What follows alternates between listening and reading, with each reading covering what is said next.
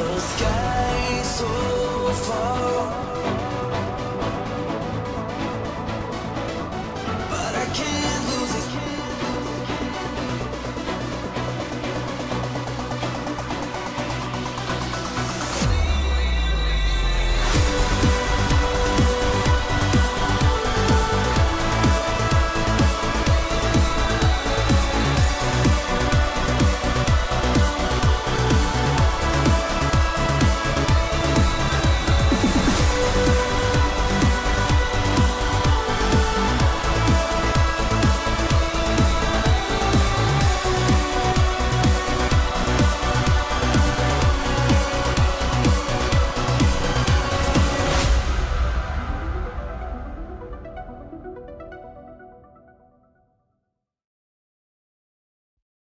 Racing isn't easy, but experiencing it is. iRacing puts you in the driver's seat with the industry's leading sim racing game. Drive on laser scan replicas of the greatest racing circuits from around the world.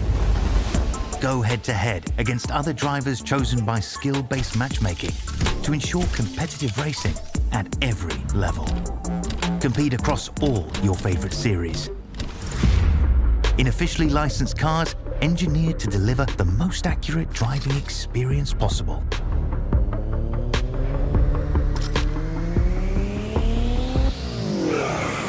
Join a race or host your own with players from across the globe.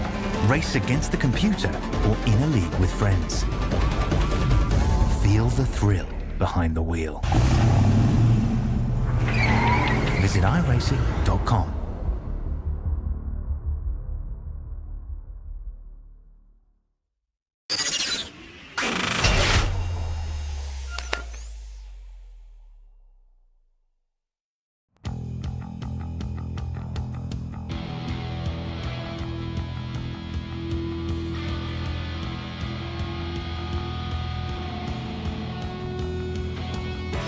What started out just to the east at the virtual Daytona International Speedway ends again in northern Florida. It's the final Asphalt Oval special event of 2024, and it is the iRacing Winter Derby. We're happy that all of you are spending your your Friday night with us here on iRacing Esports Network and RaceSpot TV for 300 laps of super late model action from iRacing's virtual Five Flags Speedway.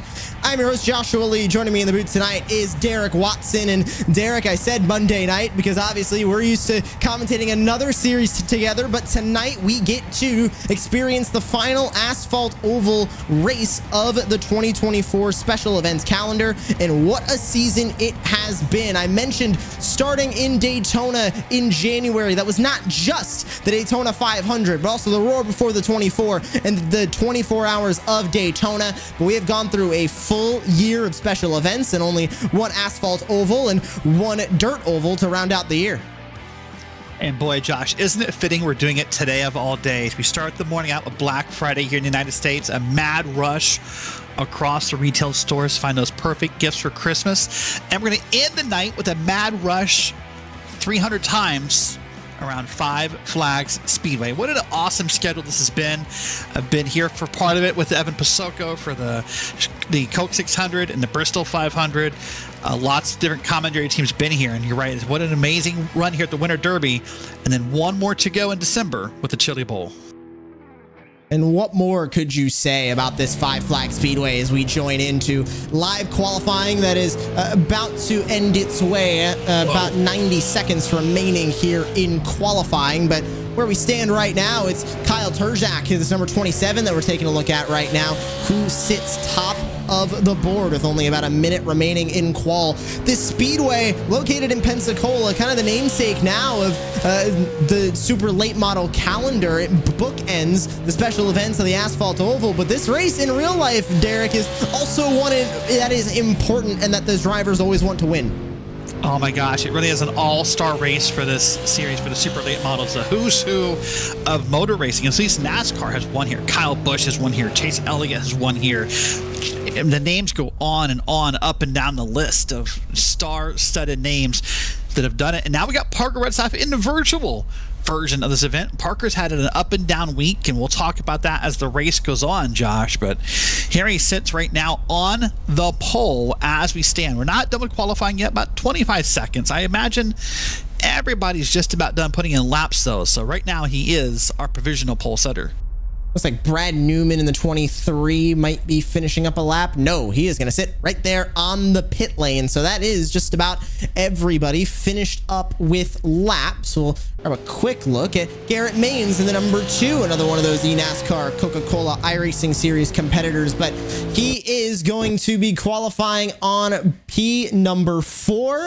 And it's time to take a look at your starting grid for tonight's Winter Derby from the virtual Five Flags Speedway, and we mentioned his name already. We're going to keep mentioning his name all night long. Parker Retzlaff, the real-world NASCAR Xfinity Series driver, will start on the pole in the number 21. Kyle Terzak is going to start to his outside. Ryan Kuhn, Garrett Maines rounding out row 2. Tracy Petter, Steele Lankford, a star-studded first 3 rows, Derek. Yeah, moving down into P7 is Josh Cottle with Oliver Racine on the outside. Then you got Dustin Maburkett in P9 with Blake Thornburg in P10, and then Wyatt Tinsley and River Hayes back there in row 6, 11, and 12. Gotta watch for River Hayes and that McConey setup shop entry on the short tracks. AJ Plemons, Kenny Brady gonna share row 7. Maverick Davis, Aaron Johnson sharing row 8. James Holzer, Wesley Parker gonna round out the first 9 rows on the starting grid. Moving back into P19, you'll see Alex Thomas sitting there in P19 with Riley Sternjum there in P20.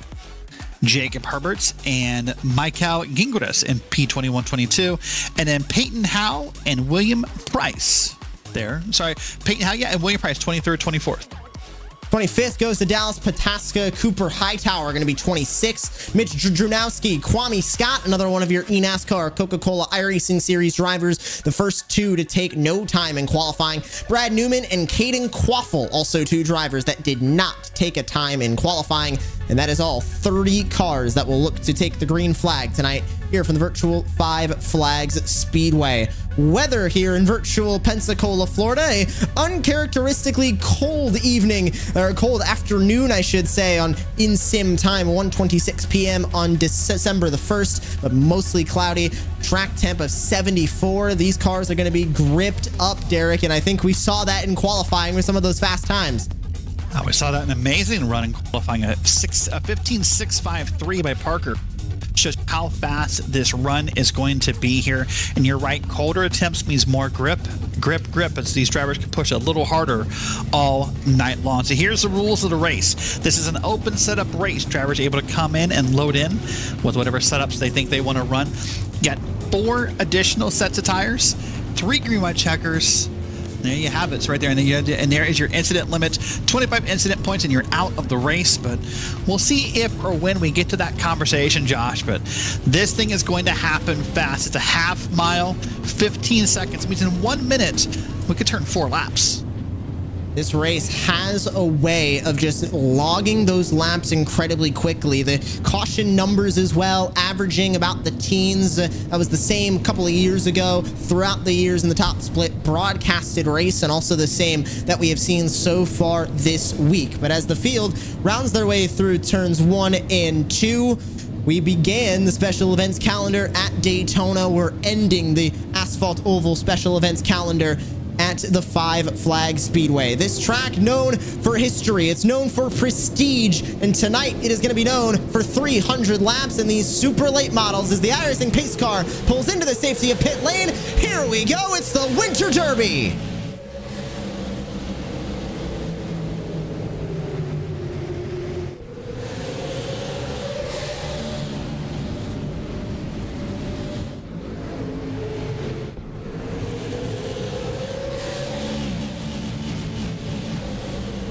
Well, Josh, it didn't take long for that highlighter yellow car of Parker Retzlaff to get up here and get clear of the field. He is really the only car that's almost not too wide as of this moment. He is doing a great job of running those lines and being consistent and trying to keep the field behind him.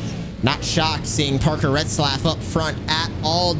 Derek, but we can go back a little bit, see that first side-by-side battle. That is the Fora Tracy Petter, the inside of the Tennis Steel Lankford. This track, Derek, it's going to promote inside line racing. It is going to promote running right there on the bottom. Now, once those tires start to wear, and these drivers do have 4 tire sets laying in the pit lane like we mentioned, that's when the multi-groove racing is going to come into play. But as Josh Cottle gets to the inside of Lankford, what we're seeing right now, very inside dominant as they work their way now onto lap 5.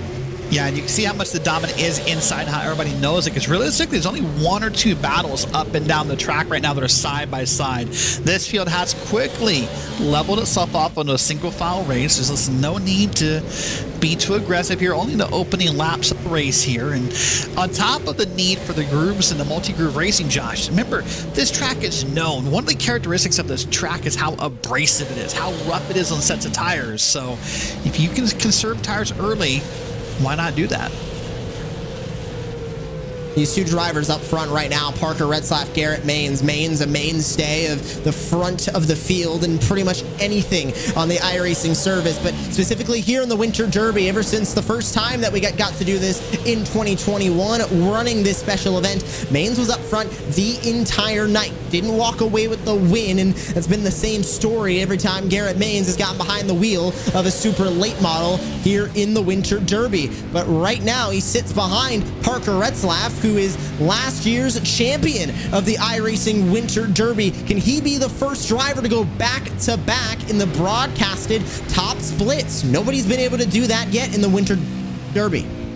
Well, and of course, Garrett Maines, as you said, a mainstay in the front of the field. Remember, we watched him earlier this year during the iRacing Coca-Cola 600 walk away from the field during that special event and just dominate and come away with the checkered flag. So Garrett Maines knows how also to win in these special broadcast top split events. But I like how Garrett Maines is racing right now, Josh. He's just sort of respectfully, if you can, respectfully being a menace. He's right there. It's all over Parker's back bumper, all in his back mirror. He's not touched him. He's not bumped him. He's not anywhere near wrecking him. He's just saying, hey, I'm here, and I'm going to wait and see if you slip up. Buying time right behind that number 24. And remember us mentioning the caution count of the previous splits and kind of averaging out around the mid-teens in terms of amount of cautions. Haven't seen one just yet as they round lap 13. Might be something these drivers are keeping in mind. Let's jump back. Battle for P11 right now on the track, and it's involving a couple of drivers. And okay, there's the first of, I'm assuming, many commentators' curses tonight. Cooper Hightower around in turns 1 and 2. Yellow flag is out.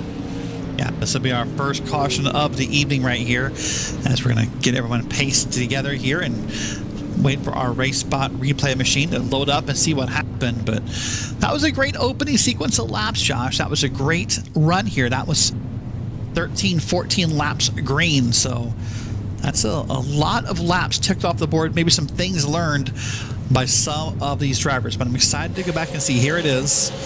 Let's watch that 28 machine. Now, we saw him get a little loose during his qualifying run by himself. Oh, no, he got help. The 14 has bumped him, and then he got, turned further by the camel car.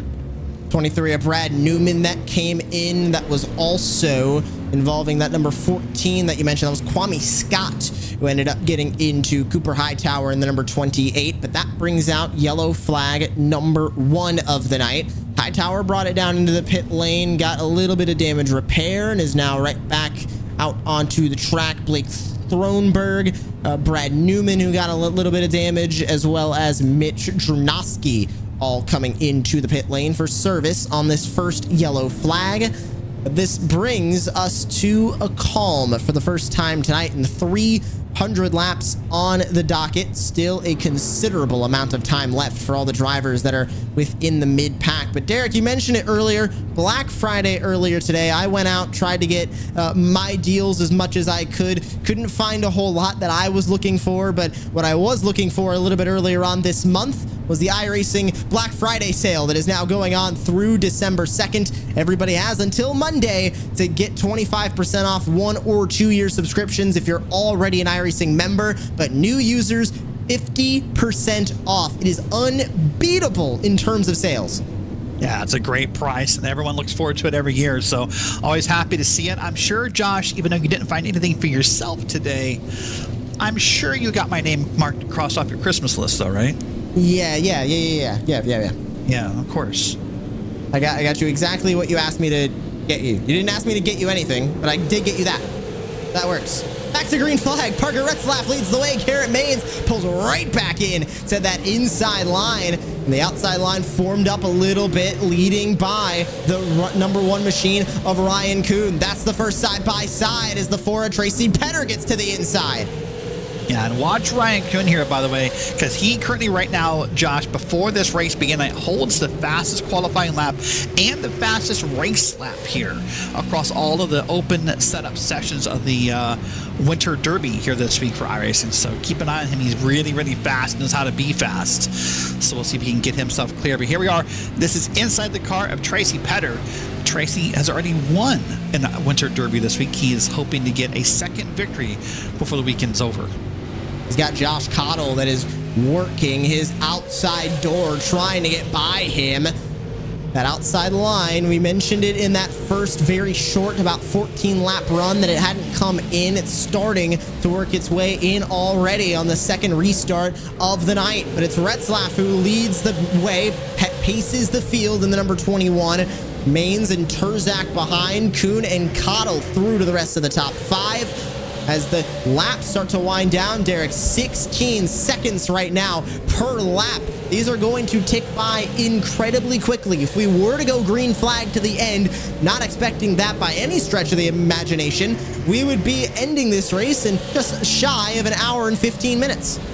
Yeah, that could happen. We'll wait and see here. But you talked about how the laps are going to tick by and how fast it's going to go. But I always say time is relative for a race car driver. Sometimes when you're the leader, these laps could not tick off fast enough for Parker Retzlaff. The 16 seconds feels like 16 hours. Meanwhile, if you're Garrett Maines, if you're Kyle Terzak, if you're someone that's down through the field, these laps are ticking about double speed right now because Parker Retzlaff is putting a small gap between him and the rest of the field. Mentioned this track being known for its abrasive surface, rewarding drivers that are able to be quick while not chewing up their tires. Is that what we're seeing right now out of these lead guys? Parker Retzlaff, Garrett Maines, Terzak, Kuhn, Cottle, all familiar names at the front of this specific race's field. But Retzlaff and Maines, 2 Coke Series drivers, one of them a real-life NASCAR Xfinity Series driver. Are they just that good at being quick and conserving tires at the same time?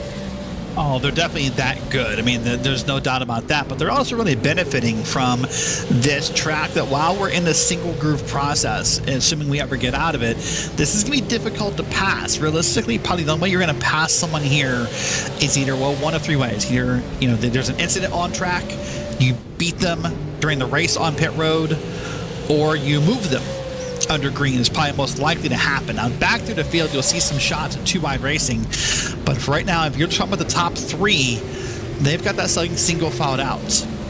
This is all happening around Alex Thomas. This is the battle for 12th right now on the track. Langford's in it. Herbert's, Wyatt Tinsley, another one of those NASCAR names, all within the mid-teens of this field. And side by side, further back, that is Langford to the inside of, Langford to the outside. Jacob Herbert's in the number 6 down on the inside line. Everybody getting stuck into this run. How long is the run going to last, though? We saw a little bit of contact within this group a couple of laps ago. Didn't lead to a yellow flag, didn't lead to any major damage on any super late models, and they stayed green after just a little bit of a hiccup right there off of turn 4. And look at that car on the bottom, that black and yellow car, if you will. That's the 8 car with Wyatt Tinsley. That car is wobbling, Josh. That car is not steady through the corners on the bottom of that track. It was kind of fishtailing itself like a goldfish, back and forth, back and forth. Let's see if he's got it kind of sorted out here. Look at those hands, those virtual hands. I always tell people when watching a race, if you watch a driver's hands, I can pretty much tell you how good or bad of a night they're having. And when the wheel is seesawing that hard in the car, I don't think this is the best night right here for the 8 machine. Ooh, look at that again! And these super late models as well. And we'll stay on board as he continues to basically turn right more than left these things, the Cars Tour late models that we now have in the iRacing service, they are designed to turn nothing but left. Now, what does that do, Derek? It creates some very upsetting situations because we're seeing it from Wyatt Tinsley. It wants to turn left so badly that he doesn't even need to turn the wheel that direction. Well, either he or the car, one of them, just put those left tires below that white line a moment ago. And if you want to upset a car, that's a great way to do it. So keep an eye. This is the turn last time. I mean, he was down below the white line in that corner. But yeah, Wyatt's having a bit of a rough night here. He might just be waiting for the first caution to pit where he can maybe make some small adjustments or anything in this moment to help out. But unfortunately, with all those adjustments and all those things he's trying to do on track right now, he is losing ground on our lead pack. We see a battle right here. This is back, I believe, for third and fourth, fifth, sixth right here on track. So this would be Kuhn, Clemens, Terjak, and Josh Cottle in this camera shot. Battling for third as the top two, Retzlaff and Maines, pull away from the rest of the field currently to the tune of about 8/10, and that could stretch its way out and continue to stretch its way out as battle for third is now kind of simmered its way down. The 15 of Clemens now under fire. That's Terjak behind in the number 27. And now where does Josh Cottle insert himself into this mess? Very easy to get yourself into messes here at Five Flags. Seems like everybody wants to use as much real estate as this track has, which honestly does have a decent bit of real estate. You can go 3, you can go 4 wide, but as we just saw with Josh Cottle getting loose after a little bit of contact with the 27, don't push it too hard. You might end up in the outside wall of turn 4 or turn 2. And don't push it too hard right now because we're not really currently on schedule for a tire stop, Josh. Remember, only, I guess, 5 sets of tires. The one you have plus 4 on pit road. There's 5 sets of tires, 300 laps. That means you got to go about 60 laps per set, assuming we don't have a green-white checker situation. So you really, right now, you got to baby those tires because you really just got to make sure that you can go all 60. Right now, if you pit right now and get new tires, you'll feel great about it. But at the end of the race, you're going to feel pretty lonely when you don't have any sets left. Green-white checkered situations in the top split races this week have been 3 of 4 in the open and fixed races that we have had. We've had 2 open splits, a Wednesday night 9 p.m. and a Thursday afternoon 2 p.m. And then fixed has had a Wednesday middle afternoon 4 p.m. and then a Thursday 9 p.m. 3 of those had green-white checkers, and all of them had caution numbers in the teens, and we're trending that way now as the yellow flag comes back out, lap 45 of 300. Oh, here we go. So this is caution number 2. We're averaging about every 20 to 21 laps right now, Josh. This is a good number for this field to run. And we'll wait and see what happens here. I think Kenny Brady was close to it based on the reactions he's having in a voice chat. But we'll wait and see what pops up on our replay machine. So here we are, 44 laps in. The question is, does anyone want to pit? Do our leaders want to pit? I'm predicting no. But we'll wait and see here as they come around. The pit road will open for the cars. And we'll see what happens here. But Josh, I think track position is just so darn important here. But hold on. I might be wrong. He's leaning that way. Anybody taking down pit lane? You can see Caden Quaffle, who is in, believing he might have been the cause of this yellow flag.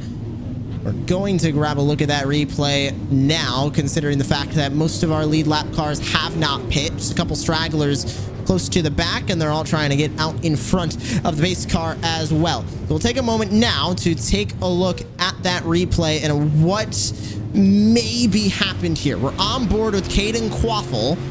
Oh, it was a wreck further up. That involved the 24. Quaffle came in late. So it was the 24 that ended up getting involved first among that group. And we'll be able to get a look now at what happened to the number 24. Now that we know a little bit better of exactly what had actually happened. Let's grab another look here, Derek, and see what exactly happened to the number 24 now. Yeah, the 24 is going to be Aaron Johnson. And, oh, just got spun around. Got a little help. And up the track he went, unable to really stop that car. There's Quaffle. That's the replay we saw last time, kind of trying to sandwich himself between the wall and the car. Didn't work out, so that's the cause of caution number 2. Well, again, Retzlaff and Maines 1 and 2. Ryan Kuhn's 3rd. Plemons and Kyle Turzak round out the top 5 as we go green. Pace car backing in, and Parker Retzlaff leads us again to another restart. Green flag. Working their way now off of turn 2, side by side for 3rd. Where does that go? It goes the way of Ryan Kuhn on the inside, but Plemons powers his way around the outside of turn 4, still side by side for P3. So right now our leader is Retzlaff is safe because the first 17 cars on the restart did not pit. You'd have to go down to P18 in Dallas Pataska as the first car that pitted and put tires on. So right now Parker Retzlaff is safe as far as track position is concerned, but we'll see if Parker Retzlaff makes his way through the field. But right now, again, man, every time we come to this shot right here, it feels like that gap is a little bigger between Retzlaff and Maines. But I'll be honest with you, Josh, I think Garrett Maines might be playing a good old game of possum here. Oh, the one gets sent up the racetrack. And that is caution flag number 3. Ryan Kuhn got sent up the road, and yellow flag comes out again. It's going to be a big shakeup. I was going to say Kuhn likely to the back of the field, and so that'll be a big shakeup to this front field here a little bit. And we'll wait and see what happens to him and how much he's able to recover. The good news, I didn't see anyone hit Ryan Kuhn. He was just up sideways towards the top of this half-mile bank track. Let's see what happened to the number 1. Was it help? Was it Kuhn losing it on his own? He was already loose off of 4. What does Cottle do behind? Oh, it's not Cottle. It's the 27. There might have been the tiniest little bit of help from Kyle Turzak. We'll go on board with Turzak, and then I want to go off the back of the number 1, see if we can really see what happened here. This is on board with Turzak first. Yeah, there's this. I think the slightest bit. I think you're. Oh man, a little contact afterwards when they were trying to get through it. But I think you're right. It's just a difference of speed. It's not on purpose. It's not that. It's not Turzak was trying to touch him or move him. I think it's just a difference of speed in that corner, and Turzak just got him a little bit. And a good move by Ryan Kuhn. Got up there, parked the car, and waited so he didn't get hit. You see the track's clear, and away he goes. Well, again, obviously your leaders stay out. No surprise there. James Holzer, Wesley Parker, and others down here back around P19 are your pitters. So the front of the field is going to stay out. Again, Josh, I think track position is so important. I don't know when they will pit at some point, but probably not anytime soon. Mentioned lap 60 kind of being that sweet spot for if you were going to use all of your tire sets. Do you think anybody, let's say a caution comes out immediately after lap 60 on this next run, do you think we see these leaders pit, or do you think they're going to try and stretch their good years a little bit further than that? I think it's probably going to be a longer run it's going to take. I mean, if we get under a 14, 15 lap run right here, then as these other drivers, maybe Dallas Pataska, Kwame Scott, Peyton Howell, and others were to work through the field, it would kind of show our leaders how powerful new tires are. That may help it. You know, I would say when a driver drives by you in new tires, Josh, it's like watching someone open a Christmas present you really wanted. Because, boy, when new tires are in effect, it's just such a powerful run that you get from these new tires. So I think it's going to take a little bit longer run and a green flag run before Retzlaff, Maines, Cottle, and others want to come down pit road. So that puts us to lap 57 now of 300, going back to green at lap number 58. Mentioned Thursday 2 o'clock open race was won by Tracy Petter. We're going to go on board with the number 4 of Tracy Petter for this restart. We are back to green.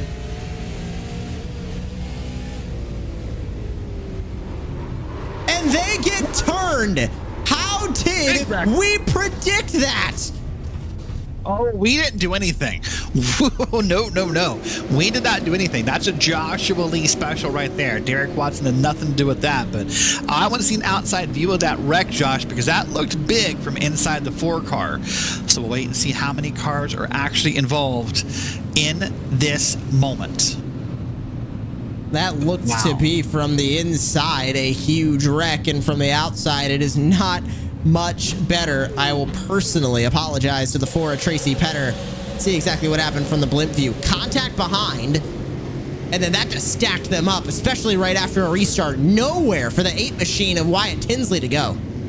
No. Everyone else did a mostly good job. Maybe a couple scrapes of paint here and there left on different cars or on a wall, but all in all, much better from the outside view than it looked from the inside of that view. Well, here you go. You asked the hypothetical question. Did I think anyone would come this time? We're now at lap 60, so that mathematical equation is now in play, and I just don't think it happens, Josh. I think that everyone says that. Now here, let's talk for a second about the positives and negatives about this track size. It's a half-mile track. It provides a lot of great racing, lots of beating, banging, quick laps. Those are all the positives for the fans. The negative as a driver, Josh, if you get a hurt car here, if you get a car with damage, you get what? 12 seconds, 13 seconds in the box, and it's time to go. Like, there's no time to fix a damaged race car at a track this small.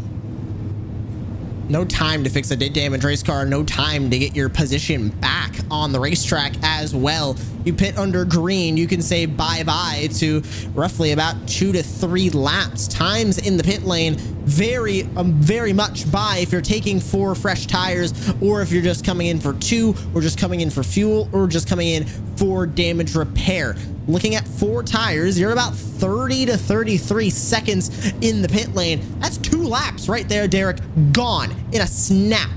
There is nowhere to hide if you have to come into the pit lane under green. Yeah, so that maybe is the positive of these cautions, is that everyone will likely get a chance to pit, under yellow and not lose those laps. But I said, if you are someone who gets a damaged race car, you're going to spend all night trying to fix it little by little. It's like this, Band-aids on a shark bite, if you will, is what it's going to feel like of how hard it is to fix a car here. But Josh, I want to point out real quick before we go green again. I told you earlier, Dallas Pataska pitted back on lap 46. He was P18. He's already P12 on these 2 short runs. So these yellows are great news for the drivers with the new tires. And there's that 22 at Dallas Pataska as he tries to work his way further on up the order as we get ready to go back to racing. Still Retzlaff in front as he gets another perfect restart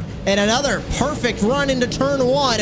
What does Maines do from second? He's under fire now from AJ Plemons on the outside, side by side into turn 3. Yeah, that time it was Plemons on the outside who started second, with Maines on the inside starting third, and they're battling hard right now. And Maines just about cleared him. Wait to see if he does. I think he will right there. Yep, pulls on up and now is ahead here. And when you see side-by-side racing in the back mirror of Parker Retzlaff, you also see a smile, because it can mean those guys are burning up their tires just a little faster than they were before. Hold on. Again, yellow's out, lap 66. Now they're coming fast and furious. Now we'll pick up the pace on the cautions. And again, we're under yellow. I've lost my count, Derek. Are we at 5, 4? I was thinking we're at 4. Yeah, I think we're at 4. I'll take your word for it and go with 4 cautions so far before we've reached lap number 100. And we'll get another look at what happened under this yellow flag. And another stack up, it looks like, into turn 1. Everybody on top of each other through the restart. I mentioned nowhere to hide in the pit lane. There's nowhere to hide if you're out there just trying to log laps. And the 7 tried to pull into line, got turned. The 6 with big damage. He hit somebody on the apron too. My goodness, I don't think Pensacola has a hockey team, but we're body checking all night long like they do. We're doing NHL tryouts here in Pensacola at Five Flags Speedway. Watch this again. Look at this gold and black car. Beats a car on the outside. And then, oh my goodness, that car on the inside up on 2 tires. I'm sure there's big damage to that car as well. I don't know who that was on the inside. It was River Hayes that got turned in his McConey setup shop entry, and that ended up with the big damage to everybody else. Here's another look at the pinballs that we had. 6 with a big hit to the outside. The 9 comes onto the scene. So does, looks like the 10.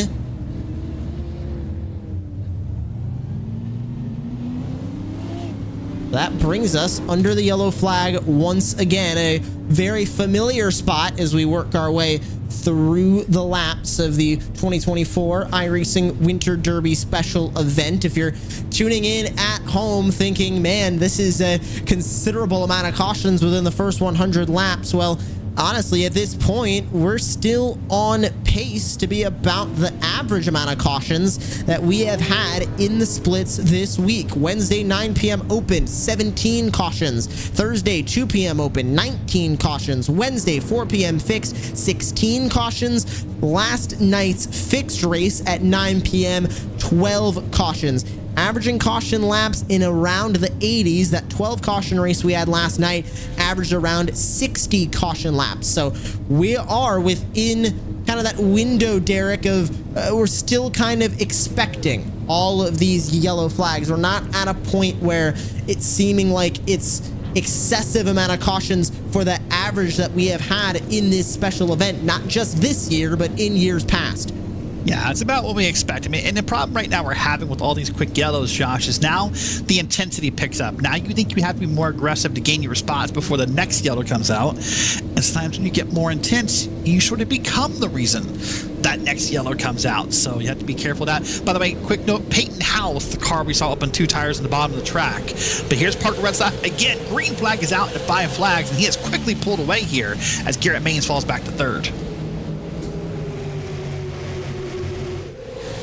Retzlaff leads him off too. It's Maines versus Cottle for 3rd. Plemons walks away with the 2nd place spot. Maines powers around the outside to try and get past Cottle. Can't do it by turn 1. I don't know that Maines is going to do it, Josh. He right now has got Josh Cottle all over his inside. Then Turzak and others, and another yellow. Caution number 5 will now come out as Garrett Maines stuck in P3 at the moment of caution. Believe that was Olivier Racine that ended up getting involved in this yellow flag. I see the 13 also involved. That's Kenny Brady.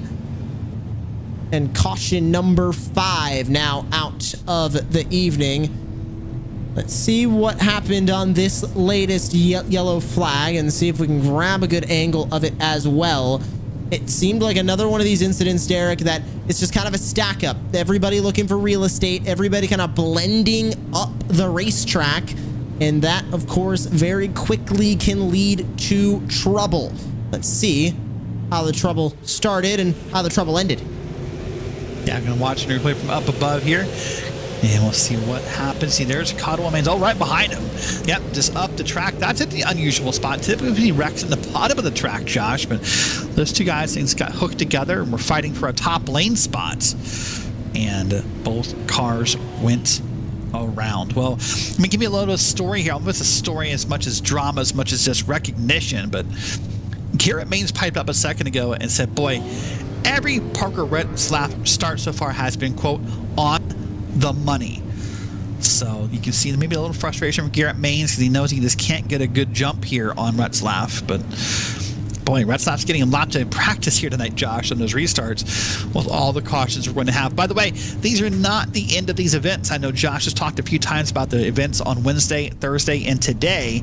These events, both fixed and open setups, run throughout the weekend. So no matter your iRating, you can come out here and race in a split against other competitors and see if you can win an iRacing Winter Derby all weekend long. And we'll bring it up again. We're going to mention it now. We're going to mention it later. We're going to mention it maybe 5 more times in this broadcast because it's ending on December 2nd. It is ending on this upcoming Monday. The iRacing Black Friday sale, the biggest iRacing sale of the year. 25% off 1 or 2 year subscriptions if you're an existing member. If you are a new user, you can get 50% off right now. If you want to experience the iRacing Winter Derby before it finishes this weekend, well, you gotta get the iRacing subscription, get the super late model, get the Five Flags Speedway, and you can go racing in iRacing and do your own iRacing Winter Derby special event. Derek, are these cars and this track on AI as well? If people wanted to run their own AI iRacing Winter Derby on their own time? positive the track is. You've put me spot about the super late model as far as the car for AI. I'm not sure. I should know. But yeah, you can get my own race this. Like I said, open all weekend. And listen, not only this, think about all the events next year, Josh. I mean, we have to assume based on this year's calendar, there'll be a Daytona 500 and more. But here we are, green again. And look at another on-the-money jump by Parker Retzlaff. I swear I wasn't trying to put you on the spot, Derek. I'm genuinely curious, and I'm checking it myself right now to see if everybody can race these ones in AI. But side by side again for second. Mains down low, pushes the 15 into the outside wall off of turn 4. I think Mains might be a little over everything happening. Another caution, number 6. Now, for that one, I'm not sure. We'll wait and see where Mains and Plemons line up as far as who was where. Looks like Mains is going to get P2. But another yellow comes out. And I'm not sure what happened here. But boy, oh boy, now the frustration sets in. Now the angst sets in. Now it gets harder and harder to be patient about these yellow flags. There was a slow car on the apron, not sure who it was, and I believe just found the culprit of this latest yellow flag. By the way, Derek, super late model and Five Flags Speedway on AI right now. So for all those new users that are unable to run the Winter Derby before it ends because of their license class, will load up an AI race and you can go racing in the Winter Derby tonight if you get your subscription on the iRacing Black Friday sale. Okay, enough said about that for now. Let's get into this replay because it was Olivier Racine that ended up making contact with one of the drivers around him. It looks to be the number 28. Let's grab an official look at this replay. Watch here, right here on the bottom and middle of your screen, some contact. Oh, to set that Monster Energy machine. Oh, he kind of, wow. He bumped the Monster machine. I think maybe he stepped on the brakes too hard and kind of spooked himself into spinning around at that 13 machine and really caught himself by surprise. And then watch this here. It's like he hits him. I think he tries so hard to avoid the monster machine that he ends up sort of hitting the wall himself in the process. That's a unique wreck, Josh. You don't see that every day on iRacing. That was on board with Racine from the back. This is on board with Hightower from the front. Yeah, he definitely tried to avoid him. The 25 came in there, the filter time entry. Yeah, maybe he got help in getting turned around at the end. I don't know, but not very common. You see the culprit of the wreck get more damage than the victim of the wreck right now. Well, Josh, here we are, lap 83 at this point. So now, if you're Retzlaff, if you're Mains, Plemons, Terjak, Cottle, and others, you're ahead of schedule on the tires.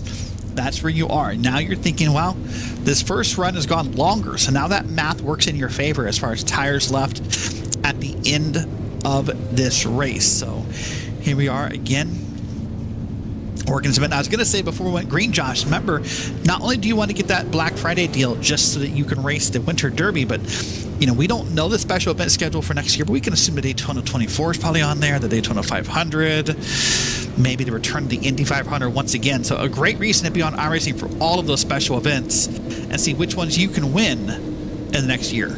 If you're a dirt oval lover, we've got the Chili Bowl still coming up. We got the Knoxville Nationals. If you're a dirt road lover, we've got the Crandon Championship. There is a lot to love on the iRacing service, and right now we're loving the return to green flag action. AJ Plemons to the inside for second. We're not even talking about first anymore because Parker Retzlaff has another perfect restart, to the words of Garrett Mains. He's now under pressure by Josh Cottle for third. Mains on the outside can't clear Cottle again into one.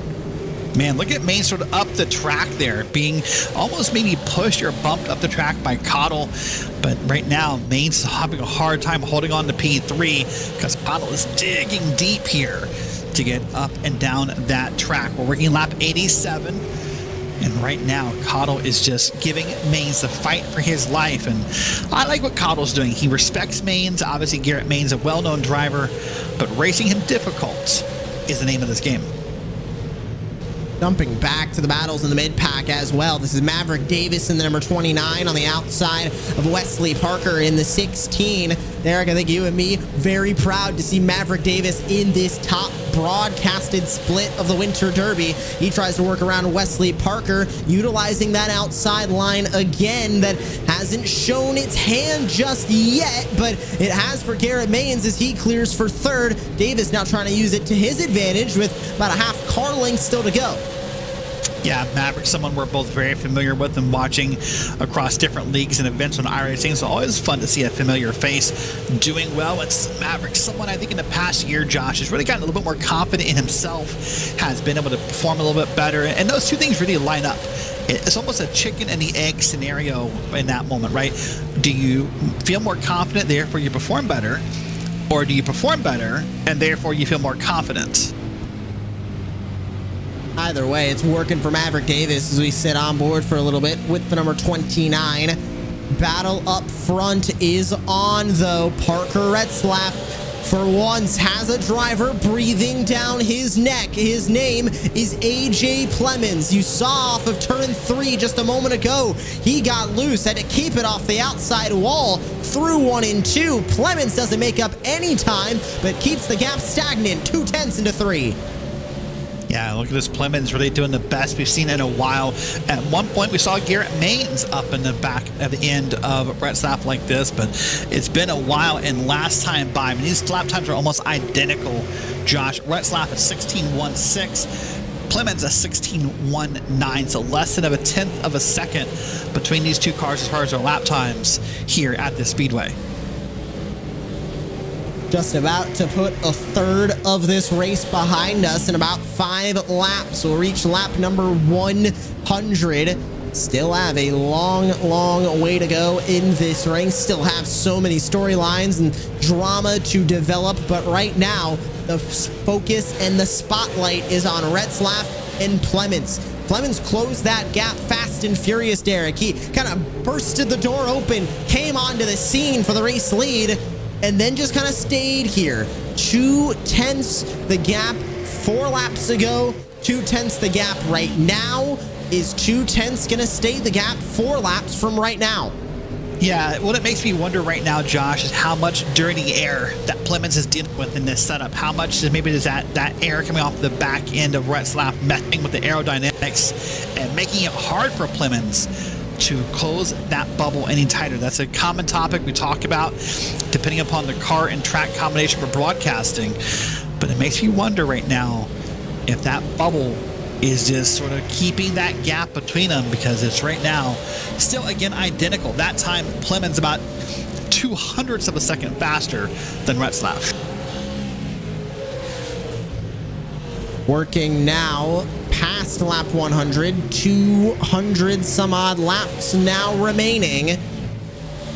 And as they fight their way through turns 3 and 4 to come back to the start finish, gap remains the same again. About the same throughout the entirety of the field. We've spread out. You got to go back 0.8 to find third. That's Kyle Terjak sitting there in the number 27. Go back a couple more tenths to find Garrett Maynes. Go back again to find Josh Cottle. Riley Stenjum makes his way to the top 10 for the first time tonight, along with Mom Burkett, Alex Thomas, Aaron Johnson, and Dallas Pataska. Derek sits P10. And this is the surprise for me, Josh. Remember when those rapid yellows were coming out, we were calling his position yellow by yellow because those new tires were getting him spots. He started 18th, got to, I think, 16th, and then 12th, and then 10th. But since 10th, he's kind of been stuck here, right? I mean, now he's pitted back on lap 46, so it's been almost 50-some laps since he pitted, coming closer to 60 laps since he pitted, but he's been kind of stagnant at P10. I really thought that as this race went on and the restarts happened, he would jump a few more spots. Now, he may still, but I'm a little surprised to see that he's not gotten further ahead, because he is currently, him and the car in front of him, Aaron Johnson, and P9, those are the front 2 cars with tires. Everyone else ahead of them, the top 8, still have not pitted in this race. That includes this battle with Cottle and Momberket. This is for P6 right now. That red, black, and white number 3 against the all-black, sleek Momberket machine in the number 5. He looks to the outside, does Momberket, and loose on the inside goes Cottle. There's the open door that Dustin Momberket was looking for. Can he shut it? Yes, he can. that off of turn 4, put Momberket to P6. Nice, beautiful pass. Not very common. We talk about a pass on the outside. So when it happens here, Josh, we get really excited and we really get impressed at the same time because it's just not common to see it with the way this track works. I mean, the inside lane is a shorter way around. It has more grip. It has the benefit of everything. So you think that inside lane would be almost where all the passes are made here at the Speedway. We've seen passing pretty much everywhere so far. I mean, we've seen just now Momberket use the outside. We've seen drivers bully to the inside, knock some people out of their way, all in the name of short track racing, mind you, not flat out wrecking a guy for the spot, but moving them up out of the groove to keep the best groove for yourself. I'm not sure, Derek, if we really have a best groove. The fastest groove is certainly the inside, both mathematically and right now with how the tires are wearing on the racetrack. But I am sold on that outside line right now. Seeing what Momberket did, I'm down there in one of these super late models. I'm starting to experiment more with the outside. Is that the same opinion you've got, or are you still team bottom lane, team knock some people out of your way to stay down there? I want to experiment with the top lanes. Remember, one of the features that came to iRacing, recently has been that ability for the dynamic track to form, where now you can get up there and race and you can put rubber down on this track. You can make that work, but it typically takes more than you. It's going to take a few drivers to kind of band together to start slowly, gently riding up the track and laying that rubber down. So the groove that we see in the beginning of the race might be very different than how this race ends. I probably would want to get up top because I don't like having my braking points controlled by the car in front of me. I want to be up there and kind of dictate my own race and try something and see what works. But man, when the faster line is moving, it's hard to do that. Look at this here. Josh Cottle's now going to try to get down here and make a pass, but just can't complete it. Battles up here at the front, but don't discount the drivers further back. The number 9 machine of Mitch Drunowski has been all over the back bumper of Wesley Parker in the 16. Into the inside he goes. This is for P14 on the racetrack as the pass almost made, still side by side for third. Wow, this is an impressive side-by-side battle here between two cars that are trying to see what they can make happen. And now, remember, earlier we saw a pass on the outside work, but this time it's the pass on the inside that works. That car up top where he's kind of drifting back. And boy, when you get in that spot on the outside, Josh, and now you can't get back down, it's frustrating. It's going to be a while before that spot opens up again, likely. And you're going to feel like you've lost so much time on the field here. It can be really frustrating. Oh, we saw a loose race car there, but I think he got it gathered up out of the corner. Seeing loose race cars here at the Five Flags Speedway, especially with these high-speed super late models, not super uncommon throughout every stage of this race. Top back up, battle for second place. This is AJ Plemons, Kyle Turzak, two all black painted super late models. You can tell them apart. Those numbers on the side, 15 AJ Plemons, 27 Kyle Turzak, side by side now as the dive comes in from Turzak in the 27. This is for P2. Remember, this is interesting to see. This is a battle for P2 because, remember, at one point there was a battle for P1 that involved one of these cars, and then that has kind of fallen off. By the way, of note, our leader for the first time under green flag traffic, Josh, you see there, has finally caught lap traffic. Parker Retzlaff works his way around a couple of machines to put them a lap down. Right now, looks like it's the 28 that has gone a lap down, and the 11, that's Hightower and Holzer, 23rd and 24th. Still working side by side for the moment. Now back to single file as two drivers that are now one lap down fight amongst themselves. That is a battle for position, but you don't want to wreck the lead lap drivers that are racing around you as well. Holzer and Hightower made contact for a spot. That is for P23, but getting rather aggressive, Derek, for one lap down. Well, it's because it's a lucky dog rule, right? You want to be that first car one lap down, so if or when the next caution comes out, you can get that free pass around the track. But you're right, you also don't want to be involved with the battle for second and third, but you kind of feel like you have to, because listen, if you lift and you move up top and you let second and third go and your opponent doesn't, now you've lost a lot of time in that battle for the lucky dog. Now, luckily for P2, P3, that's Plemons and Turzak. They have gotten around them. and they're now back to racing themselves. Remember the difference in the cars. If you're looking on your monitor, your phone, your TV, whatever, remember it's just going to be about the numbers on the car will help you dictate, and the numbers and the colored numbers to help you sort this out. Battle for second place that we're watching right now on the racetrack. Also battling further back for P13. I mentioned Mitch Dranowski marching his way through the field. He has now gotten past everybody in this group to P13. Now chasing down Blake Thronberg for P12.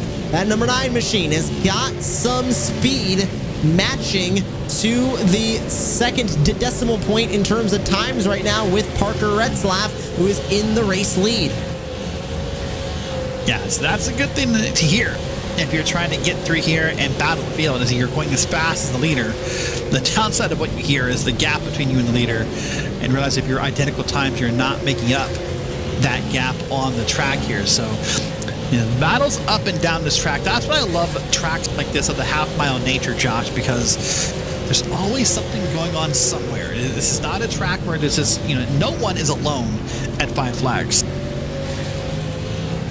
Battle for 12th. You're on board with Dranowski in the bottom box, who's fighting Blake Thronberg for P12. The battle for second is now kind of fizzled its way out. Let's join this battle for 12th full screen. Let's see if Mitch Dranowski can work his way past the number 18 of Thronberg. Not side by side yet. The 18 last time by 16.688. Dranowski 16.717. Very close in lap time. That time by Dranowski faster by a couple hundredths of a second. Yeah, these cars have been kind of trading that faster lap, just inch by inch back and forth to see who can be faster on a run and who can close up a gap and who can pull away from a gap. So a great battle here happening in this race here for 12th and 13th, and both are getting up track out really well and getting back down to the corners, both almost touching the white line. So it's almost identical runs for these two cars. It's hard to pick out just based upon the driving and the view of who may be doing better. It's all about who's getting on the throttle a little sooner and a little later out of these corners. Battle has fizzled out for P12 up front. No real updates to give there. Parker Retzlaff in the 21 is still leading the way, and to the tune now of 1.3 seconds over the rest of the field. Parker Retzlaff is showing that he is the car to beat. I mentioned earlier that he is the reigning winner of the iRacing Winter Derby special event, Derek, from the 2023 calendar year.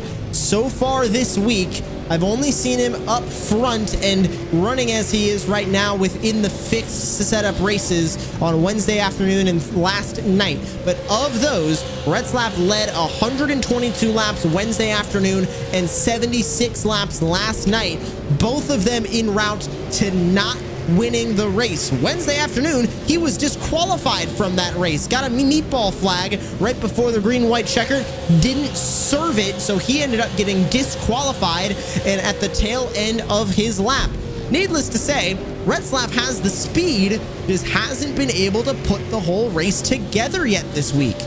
Yeah, a lot of times, unfortunately, luck is a big factor in whether or not you do or don't win a race of any type, whether it be a special event, an official event, a league race, what have you. And it feels like so far Retzlaff just hasn't had that luck, that stroke of luck he needs. But in a moment like this, though, Josh, that can do one of two things to a driver. It can motivate them, and it can make them want to push harder and win this race. And he can be saying, hey, tonight's the night. I feel good. This is going great. I'm about to pass another lapped car. This is fun. Or that pressure can build on you. It can be like a monkey on your back almost, where you just now it's eating at you because now you know what you've done and you're just almost waiting for the other shoe to drop again. So it can really mess with your psyche if you're not careful, because you got to come out here and just race the race in front of you and not worry about the what ifs and the who's and the hows and the whys of the past. But that's much easier said than done. He's having a hard time with his lapped car. I'm feeling he's about to say hello with the chrome horn, and there he gets around now finally, but he looked a little frustrated there. That didn't do a whole lot for that gap either. Plemons still about 1.1 seconds back. It might have helped him a tenth, but Retzlaff still keeping up speed, even going through all of this traffic. Let's hop back a little bit in the field. This is for P6. It is all those same names that we've kind of been talking about. It's Josh Cottle, it's Dustin Monberquette, and Alex Thomas also within this group in the number 12. But this is kind of where all of those kind of mainstay top 5 guys have gone. AJ Plemons, kind of one of the new drivers up there. He started way back in P13 tonight. Terzak's been up front. Maines has been up front. Riley Stenjam, another one of those drivers, started back in P20. He's now running in 5th, but these are the rest of the drivers that kind of started up front and been running up front through the wave of cautions that we had at about halfway through this stint. And now where we're at is all of them 6th, 7th, and 8th, with Monberquette trying to beat the back bumper off of Josh Cottle.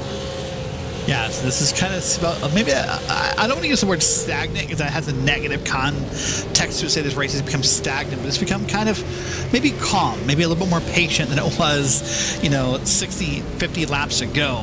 By the way, we're almost about halfway done with this race, Josh. I would think if there's not, if there's not another yellow soon, then our leaders might have to think about coming under green because you only get so much gas in a car. They're not there yet. I believe they probably have another 40, 50 laps before that becomes a concern maybe. But at a certain point now, they've got to start getting worried. Hey, those yellows I was mad about 50 laps ago, could I get one of those? Because I might want to pit here. Remember, you said yourself, if these guys pit under green, that's 2-3 laps you'll lose. And compare that to Ryan Kuhn, Aaron Johnson, Blake Thronberg, Pataska, Langford, and others who have pitted. That's going to be bad news for Retzlaff, Maines, and others. You can also get a good look at those stint numbers as well now on our timing tower. I mean, everybody in the top 8 yet to pit so far tonight. 151 across the board as we now put halfway of this race behind us. 150 down, 150 to go. Ryan Kuhn, first of those drivers that has made a pit stop, but Derek, 9.9 in the box. I'm not sold on that being 4 fresh tires.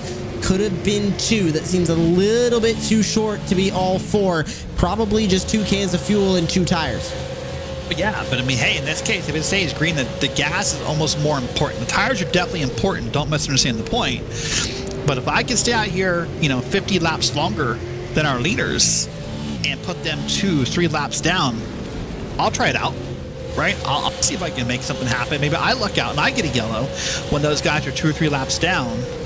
But you're right, at 9.9 seconds, I'm inclined to believe with you that it probably was not, 4 tires. So we'll wait and see if that becomes a problem and when it becomes a problem and how it gets played out. But here we are. Now we're at the point where we're counting down the laps. So we went from counting up to counting down. As a race car driver for me, Josh, in the car, that's a big moment. That's one of those mental things I have. You start to feel a little bit happier each time the number comes down. It's like you've accomplished something if you get to that point of the race. Well, think about how far we've gone so far. I mean, yes, in the lap count, we're just a little bit over halfway. But Derek, we're inching ever so closely to about 1 hour on the stopwatch from when the green flag flew. 150 laps around this track, it's not a lot. 300 is even at the point where it's kind of just on the cusp of going from a short race to like a medium distance, normal distance, super late model, non-feature race, a standalone race. But an hour on the stopwatch is an hour on the stopwatch. An hour in the sim rig is an hour in the sim rig. No matter how way you slice it, running an hour on the track, having to be perfect, having to only have those small breaks of a caution, not being able to move, not being able to get up, just kind of sitting and staring, whether in a VR headset, triple monitor setup, ultra wides, whatever. An hour is still an hour no matter how you slice it. Well, and the more important part, when it's a half-mile track, which all the things you said are correct, but when it's a half-mile track, also, there is no break under racing. There's no moment to get over there and reach up and grab your water, grab your soda, whatever you have. The moment you turn off of a corner here and you get back on the gas, it's only a couple seconds before you're prepping for the next corner. So there's no downtime here. There's no downtime of, let me grab myself a drink of water, or hey, there's no downtime of, let me kind of run by myself. You're around the cars. Look at that track map on the bottom that we've put up here. All those white dots, those are cars. There's one little gap down on the bottom there in the front street where I can find a small gap between cars. But I don't know. And right now, as they run, I'm just kind of looking at that track map, very akin to the Bristol 500 that we had back in September, where, of course, those cars are going a lot faster, a lot higher banking on Bristol. I believe it's even a stinge shorter as well. It's still the same thing. It's short track racing. It is almost like the oval version of multi-class racing. You almost got more traffic around you than you do drivers that you are racing on whatever lap that you're on. It is managing traffic. It is managing your expectations as well. And as we continue to watch this battle for sixth that hasn't really gone anywhere, closest battle I'm seeing on the racetrack, it's a little bit further back. This is involving River Hayes. It's involving William Price as well. These two drivers have been involved in a handful of incidents tonight. River Hayes, I believe, around 2, the 25 of William Price ended up on the scene of, I believe, the last yellow flag that we had, and had a little bit of contact and a little bit of front end damage. Now they battle noticeably, though. Look who is right behind him. It's Parker Retzlaff. They are about to go one lap down within this battle. Yeah, at one point, you know, obviously Parker for a moment ago had these two guys in front of him and two other cars are now behind him. So at one point he was battling 4 cars in front of him as lap traffic. Now it's only 2. But Parker has to recognize, hey, listen, these guys are battling for something. They're not going to pull over and let me go. And so he's trying to find his way, and inch his way as he does there. And now gets by one of the 2 cars and is trying to work his way through here. So trying to be very patient. That gap is still 1.5 seconds back to Plymouth, so it's not like Plymouth is gaining anything from this battle, as Retzlaff now has kind of parked himself nicely between River Hayes and his opponent. And Hayes moves up the racetrack in turn 2. I don't think that's going to be a ceremonial go on by Parker. We'll see you later. I think he's just trying to push that car a little bit to stay in front. Remember, yellow flag comes out right now. Hayes would have stayed on the lead lap. It's not going to be for long. Retzlaff looks to the inside, side by side. This is not a battle for position. This is a battle to stay on the lead lap. Hayes is going to lose that battle, but guess what is happening now, Derek? Our first green flag pit stop. Josh Cottle is in. Yeah, here we go. I thought they would be coming soon because you can't stay out forever. So now the question is, where does Josh Cottle track back out? Where does he kind of merge back in line? Retzlaff is in. What those lap times? Here's Retzlaff, now your leader. I like that call by Retzlaff, by the way. Get out of that lap traffic and come down here and pit. I'm surprised he didn't do it like 5 laps sooner. Watch the time as well. Yeah, that's what I say. Here comes that slow crawl down pit road. Now AJ Plymouth is in. And so this battle is going to, or this timer is going to keep moving up green flag pit, sort of follow the leader. Once one of them does it, the rest are convinced. But look at that time ticking up, 32, 33 seconds. The pit delta now up to 35 seconds. This is a long stop right here. What is going on? 40 seconds, 41 and a half on pit road, 23 seconds in the pit box. I believe those 2 tanks of full fuel going into that car, Derek. Remember, for everybody watching at home, iRacing is simulating real-world scenarios, and that includes on the pit lane. If you drive a NASCAR Next Gen machine right now, pull into the pits, you're going to have a normal NASCAR Next Gen pit stall. You're even going to have pit crew around you and a normal pit stop time. Super late model teams do not have the full suite of pit crew members that the big NASCAR Cup Series teams have. You're dealing with a handful of people, much slower equipment. That is what these drivers are dealing with as well. Retzlaff with a long time in the pits to take 4 tires and fuel. That is going to be the same for Garrett Maines as he enters the pit lane as well. You're right. For me, that felt like a longer stop. So I had been kind of comparing pit delta to Josh and forgot that every other pit delta I was seeing was a yellow flag stop and not a full tank. So you're right. That was definitely the scene going on. Parker Retzlaff, by the way, just to give you a reference point, he's already put himself back to 1 lap down. But if a caution comes out right now, he could be stuck there. We'll wait and see what comes of this here, but there'll be lots of movement on the track on your leaderboard on the left-hand side. Right now it's Ryan Kuhn, Aaron Johnson, Thornburg, Mitch Drunowski, and Wyatt Tinsley, your top 5. These are going to be the cars that have not pit. I had a giggle in my voice because I can hear the iRacing voice comms, Josh. And Ryan Kuhn is now begging for rain, which we do not have in an iRacing oval race, but he was begging for rain since he's now our leader past halfway. Listen, I want rain in the oval scene of iRacing as much as he does. The 8 gets very loose going through turns 1 and 2. I mean, come on. Wet weather tires, what we saw at New Hampshire in the NASCAR Cup Series earlier this year, I want that in iRacing. I also want leagues only. I don't think it should happen in official racing, but in leagues only, chance for rain to come through and you just have to stop. You get the yellow flag, then you get the red flag. You know, it's a break for everybody. I want the iRacing broadcast version of real world rain broadcasting, which honestly speaking, especially on Daytona 500 weekend, might be some of the best broadcasting of the year in NASCAR from all sides. All I can think of in my head, you and I are both good friends with Evan Pasoko. We jokingly call him the voice of eNASCAR. He is, but we both know how he kind of blushes and tries to brush it off when we say it. But can you imagine all the Evan Pasoko food stories we could tell during a rain break at Daytona?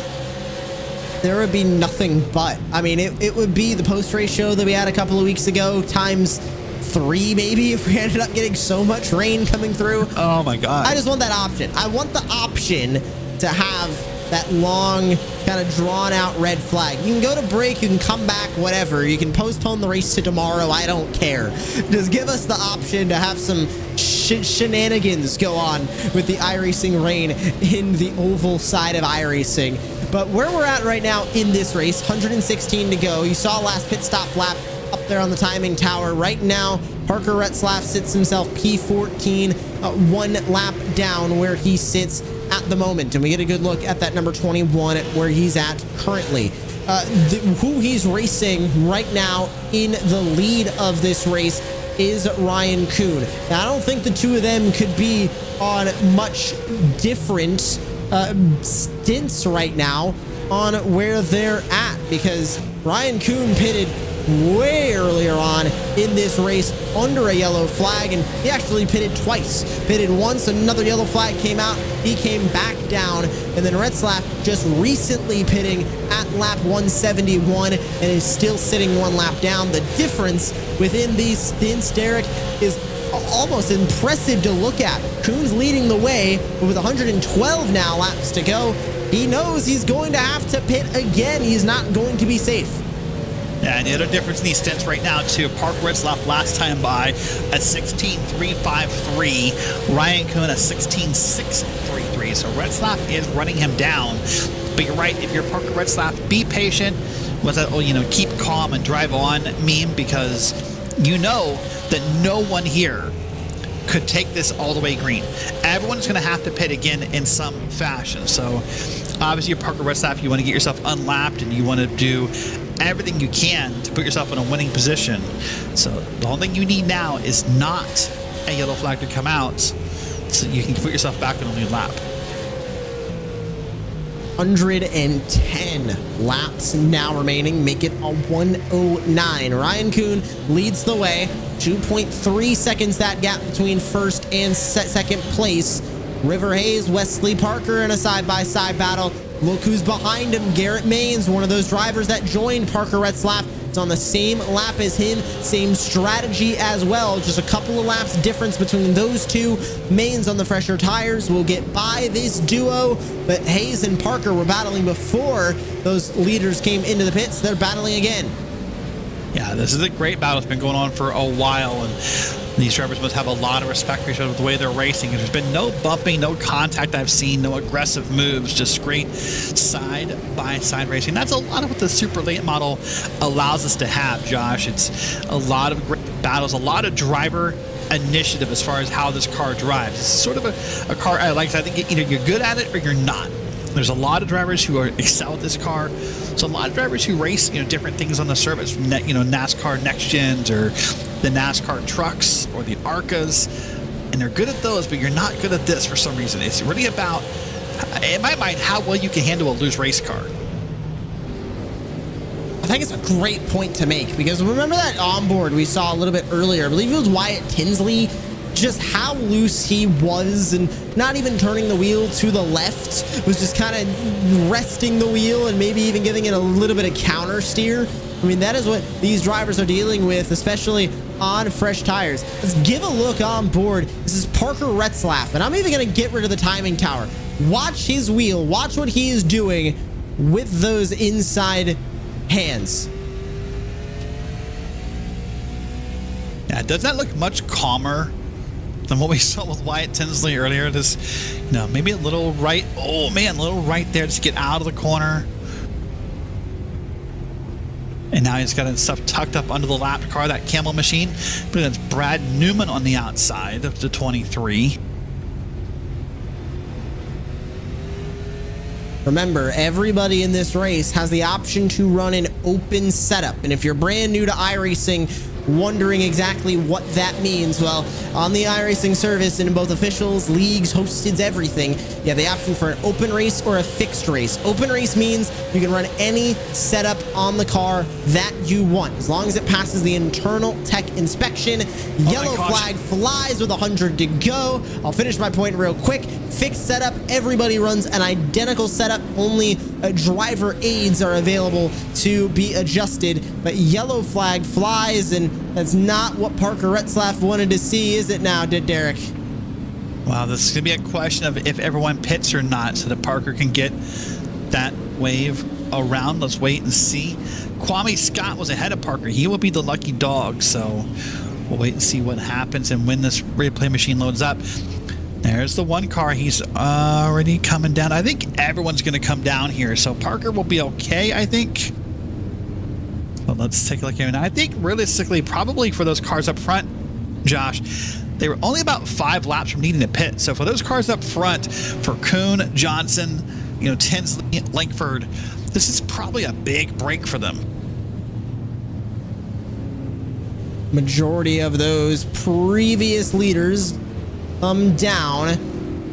Kuhn is still scored as your race leader, but it looks like it's going to filter out, and we're going to see what happens when they all rejoin the iRacing pace car. But first, Derek, let's grab a look at what... Hold on, Josh. Sorry, just watch that first, and I got a story for you. Hey, we'll go with your story first. How about that? Parker Retzlaff just pitted. Parker Retzlaff had the choice of coming down or staying out and taking the wave through and getting back in the lead lap, and Parker Retzlaff just pitted. I stunned, shocked, in awe, gobsmacked, whatever word you want to use. Wow. No black flag, no meatball, and he came down for 2 tires. Retzlaff playing the long game, maybe? Listen, I'm up here and he's down there, so maybe he knows something I don't. But if I'd have been in a spot of getting the wave around here to put myself back in the lead lap and probably in a top 15, top 10 spot, you would have had to pry me off the track with a crowbar. I don't get it. I'm sorry. Let's go back to the replay and see what happened. And I apologize for cutting in there, but that really threw me off my game a little bit here. But here's what's going to happen. Watch this battle. Oh, again, another wreck to the outside. Oh, there's a car got hit in the process. Car that got hit was Walker Hayes, or River Hayes on the outside there, and the number 17. And that was contact with the 7 who was on his inside. That was Riley Stenjim, and then it was the 11 of James Holzer in that all-white machine that kind of came barreling in a little bit late onto the scene and ended up with a little bit of damage. So Retzlaff now the first car 1 lap down. Aaron Johnson is going to assume the race lead. It's Mitch Jernetnowski, Ryan Kuhn, Steele Langford, Wyatt Tinsley, your top 5. All of those drivers pitted under this yellow flag. You can go back to Kyle Turzak, Garrett Maines, AJ Plemons to find the remaining drivers of that stint. We were about to go back to green. Lights came back on the pace car. Now they are back out as we get prepared to go back under green. Yeah, we need to get everyone lined up properly, and James Holzer needed to move to the back of the field, so we've laid off the green flag for 1 lap to let that happen here. But I'm still in awe by Parker Retzlaff. But we'll watch the front of the field. This could be really our first time with new leaders, Josh. This could be a much different restart than what we've seen all night, because it's not Retzlaff leading us around. 93 laps to go, a potential for 26 minutes on the stopwatch. Let's go back to racing as we enter into the final third of the iRacing Winter Derby. Aaron Johnson assumes the race lead. A big lunge to the inside for the Tana Langford, and a lunge to the outside. Jernowski is going for more spots. He has been on a tear tonight. He looks for the race lead using the outside line. Doing a great job on the outside lane. And we said this lane could come in as the night goes on, and these drivers are insisting on making it work. So they'll be putting some rubber up there, and that likely will lead to some passing. I mean, he got way high that time. That's not good. That's going to take him back to second, maybe third now, but he's going to get in line here. Oh, Holding's not going to get passed again here. I believe that's going to be another pass here on the inside by that blue and green machine. Hold on, yellow's out again. That was almost a yellow flag that we just saw from the Tana Langford, but it becomes an actual yellow flag from somebody further on back. Not sure exactly how or why. We'll wait and see. We'll check on AJ Plemons in the 15. I'm not noticing any big damage yet, at least of the drivers that are still on the racetrack. There was a little bit of contact on the back straightaway. We'll show that replay first and see if we notice anything off. This is the 15 and the 27. Contact. Oh, I can't believe that's going to be the caution. There must be something else to happen in the field. That would seem like a quick trigger by the iRacing service. So we'll wait and see. Well, this will, by the way, put Parker Retzlaff back on the end of the lead lap as the lucky dog. So he will now be at least on the lead lap. He'll now start behind the leaders and the lap cars on this start, Josh. He'll be P18 when we go green. Well, that restart happened right there. A great job by Aaron Johnson. Led the field around. Maybe a bit more competitive than what we're used to in a restart. But for Aaron Johnson's first restart of the night, that was pretty solid. I'm still honestly failing to find anything that looks off. That was a very quick finger from the virtual iRacing stewards, it should be said. But I genuinely do not notice anything else that would have brought out a yellow flag. So, trigger happy is the iRacing stewards, which we've given the name, of course, Barney is the name of the iRacing flagman. Have we given any names to the virtual iRacing race directors or officiating team? As a driver, I've not given any nice names to the iRacing directors. That's fair. That's fair. That's very valid. But I don't think so. No. Of course, Barney came up. I believe Barney was named Barney during the COVID era. I believe he got the name from the Fox broadcasters, Mike Joy and Jeff Gordon, Clint Boyer. Did he have the name Barney before that? I believe that was at least the first time that it was used. I'm unsure of the Barney lore. If anybody could educate us on the Barney lore, I would gladly take it. But I do remember the first instance of it happening was on the NASCAR Pro Invitational Series broadcasts that were on FS1 when NASCAR Cup Series was unfortunately brought to a halt 4 years ago, almost 5 years ago now. But ready to go back to racing here at the virtual Five Flags Speedway. 85 laps to go. And this second story is going to be a lot similar to the first. As Johnson leads us to the green, he will lead by a considerable margin into turn one. And to the inside goes Ryan Kuhn, or as the outside, excuse me, of Mitch Jernowski. As Jernowski tries to hold strong on the inside, they're already to a lap machine. That's the 23 up ahead. That's the 23 who I am surprised he already back here. He must have been trying to get off at pit road the last possible second. And right now he has some, oh my God, Josh, they're 3 wide. This is not going to be pretty. Steele Langford might not have been the prettiest, but he walks away with P2. How did he figure that move out? And we're still 2x2, 3 wide, maybe a little bit further back in this group. They're navigating around the lap number 23. That's Brad Newman, who we have found out was the cause of that last yellow flag. And that's why he's getting lapped by this whole field. But still, Langford up the middle, 3 wide. He fights for second.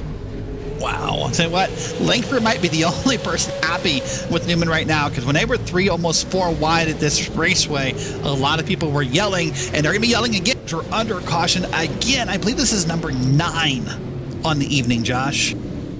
Cooper Hightower, James Holtzer involved on the front straightaway. That was another quick yellow flag, but it was a more than a 1-car incident. It was started with a 1-car incident with James Holtzer. We'll grab a look at that replay. Holtzer in the 11. Gets loose off of turn 4 here, Derek. And look at Cooper Hightower. Whoa. Nowhere to go. Nope. Probably just got on the, if we could get it on board, probably gonna find that he's got on the gas a little too soon and just revved up that engine and lost it on around. Well, that'll kind of give a minute to calm this race down. It was very exciting for a moment with that 3 and 4 wide, and you see it again, just went on around. You got a small bit of contact. That monster machine had nowhere to go, trying to avoid him. Boy, oh boy, what a moment for Brad Newman. Now we're pretty sure he was, in fact, the last caution. We found it right at the end before we went green. Now time to show it. But he went from being the cause of the caution to almost being the cause of chaos here right around lap 215. Back under the iRacing pace car, back to a little bit of calm, but still 78 now laps to go, and the front of this field almost looks completely different, Derek, than how we started. Steele Langford might have started in 6th, but Aaron Johnson, P16. Mitch Jernowski, P27. Didn't even take a time in qualifying. How about Wyatt Tinsley up and into P5? He was involved in an incident earlier on tonight, if I do so recall, and he now sits inside the top 5. Yeah, lots of cars have been involved in incidents, so you're sort of on a short list if you haven't at this point of being involved in an incident. But you're right, lots of big movers here up through the field. You mentioned Dranowski plus 24. Other names, William Price currently sits 13th. He's up 11. Kwame Scott also, I believe, did not take a time. He's up 13. Wesley Parker's up 10. So lots of big names up and down the field that are moving forward here. And we'll see how it goes. By moving up to the field, by the way, Parker Retzlaff, by the way, already back to P11. So we'll wait and see what happens here. And I'm hoping under caution, Josh, we can finally maybe find out what happened, if we can, with Brad Newman on that last yellow. We'll see if it ever comes up in the replay machine before we go green again. But boy, oh boy, that was just... I know Brad was trying to maybe fight for his spot, and maybe he was just trying really hard, but whew, that was scary. Well, either way, we look to go back under the green flag. 75 laps to go.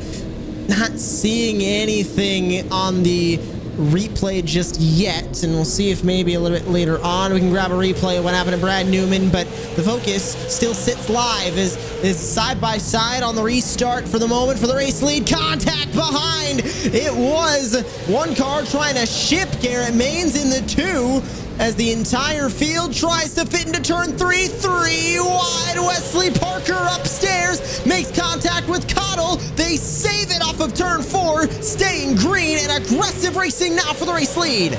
It's like someone hit the go button. It's like the Buffalo Wild Wings commercial just broke out here, Josh, because everything has turned a bit more chaotic here.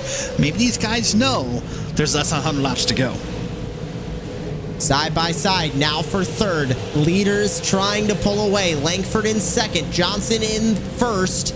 The black number 24 versus the green and blue number 10 as they exit turn 4. Caution flag is going to fly again, and this battle is going to have a pin put in it for now. Looks like Hightower might have been involved in another incident tonight off of turn 4. Actually, it was another vehicle in front of him that ended up getting wrecked, and we'll grab the replay of that in a moment. As everything calms down again. Derek, we're back to the cautions, breed cautions, just one after another after another. If the earlier wave of cautions has anything to say about this one, I think eventually we are going to see this smooth its way out into a long green flag run. Question is when? Yeah, I don't know if we are, to be honest with you, because I mean, look at that intensity we had there on this lap.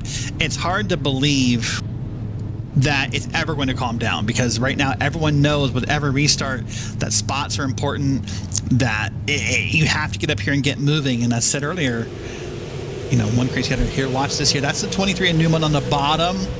Is he going to be involved in this? He makes contact and sort of creates it and drives everyone a little bit further up the track. That's maybe not going to be, according to iRacing, assigned to Newman, but I would assign it to Newman. So that's going to be 2 out of 3 cautions he has been in fault in. Lap 209, by the way, is where he was involved in a wreck earlier that brought up that mystery caution we couldn't find. So I don't know, Josh. We talked earlier about there being that incident limit before you get DQ'd. Remember, every time you basically put out a caution, you're likely getting 4 incident points. So I can account for at least 8 for Newman, if not more. I wonder if he's getting close to that DQ limit. Gotta watch out for those drive-through penalties as well that you're going to have from those incident points. But right now, 69 to go. Aaron Johnson still in the lead. Mentioned before that last restart, all the new names that we've got up front, as well as a little bit further back. And where we're at right now within this top 10 looks very different in the top 6, or the top 5, I should say. Get down to 6, Terjak is back. Get down to 7th, Plemons is back. Get down to 8th, Maines is back. Get down to 9th, Retzlaff is back. Get down to 10th, Cottle is back. I'm one of these drivers at the front, Derek. I'm getting really nervous seeing Terjak, Plemons, Maines, Retzlaff, and Cottle making appearances again in the top 10. Well, and what I'm nervous about as a commentator and a spectator and a fan, Josh, is all those names you mentioned are going to be impatient. They want to be back up front. They want to win. They were up there earlier. And I'm nervous for them that they might get a little too impatient. They might get a little too aggressive on the start here and catch themselves up in something that they didn't mean to. So wait and see how that ever comes to be, if it does. But right now, we're about to go green again, if only for a couple laps. Finally got the replay of Brad Newman, and it was contact with the wall, contact with the car behind, and that is what brought out the caution, not the 2-car contact that we originally thought. Nonetheless, we're back to green, and it is a hornet's nest for P3. The dive to the inside. Everybody 3 wide, fighting for real estate. We're 4 wide off of turn 2. How did that work? Only a little bit of contact between Retzlaff and Maines. The caution comes out from further back. How does the caution further back? How is the caution not for the 4 wide? I mean, I'm happy for them, Josh. Don't misunderstand the comment, but I saw 4 wide, and there's a caution that's not for the 4 wide. Retzlaff got bumped pretty hard. I thought for sure he was going to be in trouble. But boy, oh boy. Don't worry. We're going to cover that too. We're going to get to the 4 wide that we just had off of that corner as well. Honestly, in all that, didn't even catch a single driver that might have been involved in that yellow flag. Riley Stenjim received a meatball, so I'm assuming that's going to be around him. We're going to spool up that replay and see if we can guess correctly, assuming it is around Riley Stenjim as we look at the replay. Watch here. They're 3 wide right there. Oh, a little small bump from the bottom of the track. Sent the car up top, and that's the reason for the yellow. Don't back up me. That makes me nervous. Luckily, nobody there as he backed up, but I can understand the nervousness of a car backing up in the middle of the racetrack. But that is another yellow flag that is brought out, and the top 5 stayed the same. They all kind of shuffled positions, but the Terjak, Maines, Retzlaff group all stayed in the back half of the top 10. But I, personally, and I'm sure you do too, Derek, want to look back at that 4 wide, because what on earth are these drivers thinking at Five Flags Speedway of all places? Maines almost got wrecked. He was insanely close to getting wrecked by the 21 of Retzlaff, and he somehow did not. Take a look at this one. Look at that. That's Retzlaff on the bottom. That's Mains up in the middle. The three, they're at 4 wide. Remember, at some point, I don't know if it was Mains or Retzlaff was starting yelling in voice chat, we're 4, we're 4, we're 4. Wanting everyone to know they were 4 wide in that moment. Unfortunately, this race kind of slowed down quickly because the yellow. Maybe fortunately for those drivers, that race slowed down quickly. I told you I was concerned that these drivers were going to kind of push the topic and they were going to kind of push the aggressiveness. And, well, in that case, I was right. They're pushing pretty hard here because all those drivers, Plemons, Terjak, Mains, Retzlaff, Cottle, who were up front, want to be up there again. They feel like they belong up there because that's where they started. And now we know how aggressive they'll be to earn that spot back. Still baffled at how the yellow came from further back in the field and not the 4 wide. If you weren't watching that last restart and you heard us yelling about 4 wide, and if you're not watching right now, get your eyes glued to the stream right now, because we're about to set them loose again. 60 to go. Do we go 4 wide this time by through turns 1 and 2? They're not 3. They're all still 2 by 2. It's much calmer than the last one, but Retzlaff almost gets turned from the back of the field. Wow, Retzlaff all got that thing saved up, and everyone behind him did as well. That was amazing. I don't think he's safe yet because he's in a couple of precarious positions here. But boy, that was almost big for Parker Retzlaff. Side by side for second as Aaron Johnson tries to pull away. Ryan Kuhn in second. He's on the outside line in the black and blue number 1. He now clears the green and blue number 10, Steele Lankford, to pull down and into second place. Here's Garrett Maines side by side with Wyatt Tinsley. You might think we're watching an eNASCAR Coca-Cola iRacing Series race with the names we're saying right now within the top 10. They're all doing a great job here. Got one car way up top there. I think that's Tinsley up top, just letting cars by. Now can get back in line and try it again behind Cottle. And boy, oh boy, now we're approaching almost 50 laps to go. We're 57 to go to be exact. And the intensity is picking up here. Everyone's getting more aggressive. Everyone's getting less patient. Everyone's leaning on each other a little bit more.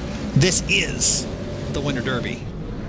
That was Tinsley that brushed the wall coming off of turn 4 a couple of laps ago. That burned all of his momentum off, and he ended up having to let that group go by. Battle for the lead is between Johnson and Kuhn, the all-black number 24 versus the black, blue, and white number 1. He is in his tire tracks as they sit side by side behind. I think all Ryan Kuhn wants to do right now is get side by side with Aaron Johnson for the race lead.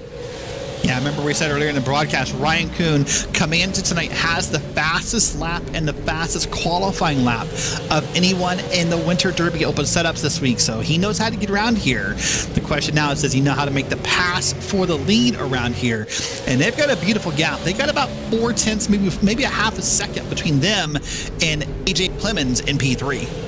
Kuhn led 124 laps en route to his Wednesday night open race victory in the Winter Derby. Does he do it tonight? But caution flag flies again.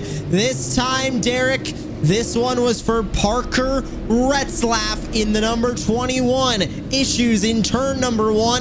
The 18 is involved as well. But we stand still now with 51 to go, and the 21 is the main culprit.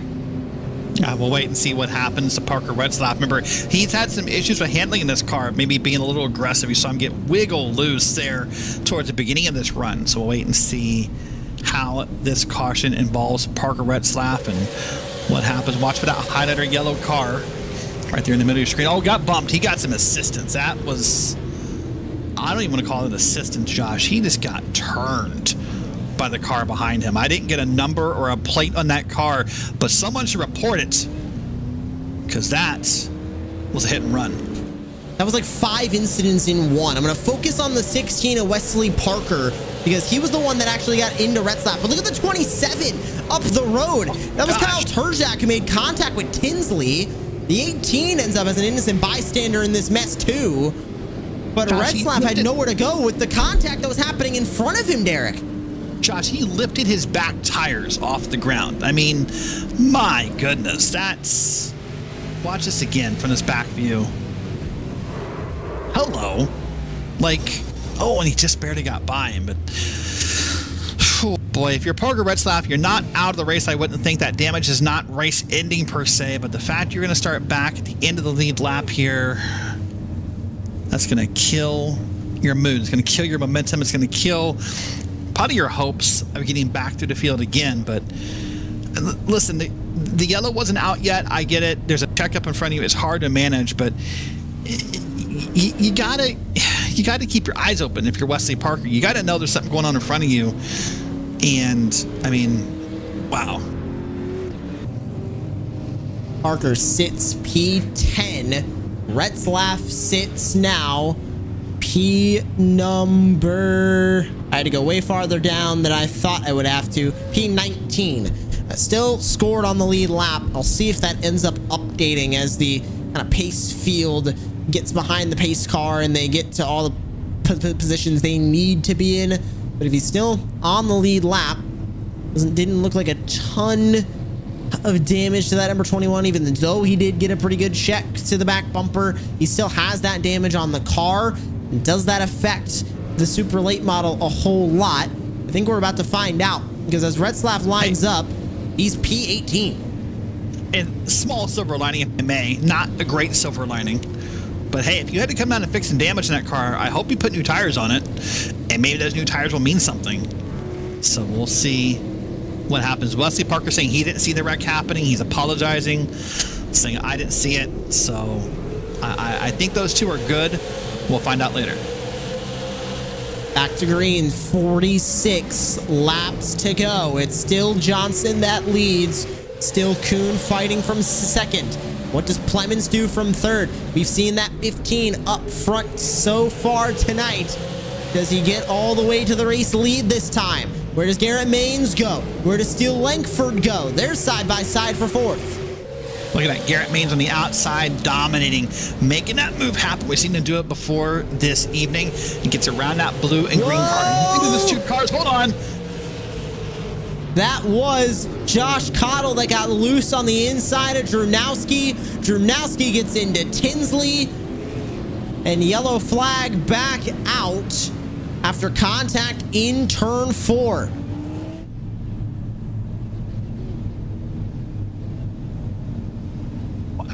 I mean, this race is getting more aggressive, Josh, and you can tell it if you had access to the voice chat. We can't air it because it is getting less patient and more aggressive, more what's what I want? More finger pointing is a good word to use for it than what it was 200 laps ago. I am certainly not going to be responsible for all of the bleeping and dumping we would have to do of the iRacing voice chat, but contact with Wyatt Tinsley, the back bumper of Josh Cottle. Drunowski, an innocent bystander, and again, the 13. That is the second time that the 13 at Kenny Brady has been involved in a wreck that he had absolutely no part of until he arrived on the scene. Yeah, he was not happy in the voice chat about that fact either, and everyone's kind of apologizing, trying to smooth it over, but at a certain point, I just think maybe that, you know, as race car drivers, we have sometimes short memory, Josh, and sometimes we have long memory. And that long memory seems to be for the drivers that do us wrong, for the drivers that race us aggressive or bump us or touch us or whatever we think is such a menacing crime, right? So I'm kind of curious how some of this will turn out. You know, what happens if so-and-so gets back to so-and-so? You know, do we see some use of some bumpers? I just, you know, Parker Retzlaff and Wesley Parker, if they get next to each other, is Parker going to race him nice or is he going to race him aggressive? And those kind of questions are still left unanswered. By the way, Parker Retzlaff did make up 4 spots in that wreck, by the way. He was able to get through cleanly, so he's back to P14. But right now, it's still Aaron Johnson's race to lose. He seems like he's dominating the restarts. He's keeping Ryan Kuhn at bay. He's keeping Garrett Maines at bay. Aaron Johnson right now just has to have his restart after restart go his way, and he can call himself a Winter Derby champion. Remember earlier on in this race, Garrett Maines from second place kept restarting to the outside of Parker Retzlaff, and every single early race restart. It was perfect restart after perfect restart after perfect restart from the 21 of Retzlaff. Is this going to be the same thing from Aaron Johnson? We haven't seen a whole lot of him up front in the first half of this race, but now in this caution-filled back half, he has pretty much led and only led off of these restarts. Yeah, so that'd be a great question to find out here. And Garrett Maines keeps creeping a little closer to the front. So we'll see here. Here we go. Pace car down. Garrett Maines is the only one creeping towards the front. The 21 of Retzlaff is still beating. He's got a beating hard in that 21 machine as he come back up to the race lead. Clemens goes for second place on Kuhn. Does he clear him into 3? Yes, he does. It's by inches. Now the 1 gets back to the outside in 4. And now by inches, the 15 clears again. Safe to the second spot goes Clemens. We're 3 wide again. That was 3 wide. That's Retzlaff back there pushing the topic. He was 3 wide in the back of that camera shot. He wants to be up front. He is trying to get there as fast as humanly possible, and now has cleared another car, cleared the 29, I believe, of Maverick Davis to get himself back into the top 10. Side by side, 27 versus 2. Inside, it's Kyle Terziak. Outside, it's Garrett Maines. The Ryko number 2 looks for a spot in the top 5, but on the outside line, Derek, he is doing nothing but falling like a lead balloon. That is Josh Cottle now to the inside. Remember, he brought out the last yellow flag after some 3 wide contact. Man, and that outside lane is tough, Josh, if it's not going to work, you know, because you keep falling back. And it's hard to explain to someone what it's like to be out there. Hold on. Oh, man, a weird crossover. And now that puts Retzlaff on the outside. But it's hard to explain to someone how frustrating it is to be on the outside of a lane where you're just getting passed. It's so hard to do. But now Retzlaff is all over the track. Look at this. He is all over this track trying to find a way around Garrett Maines.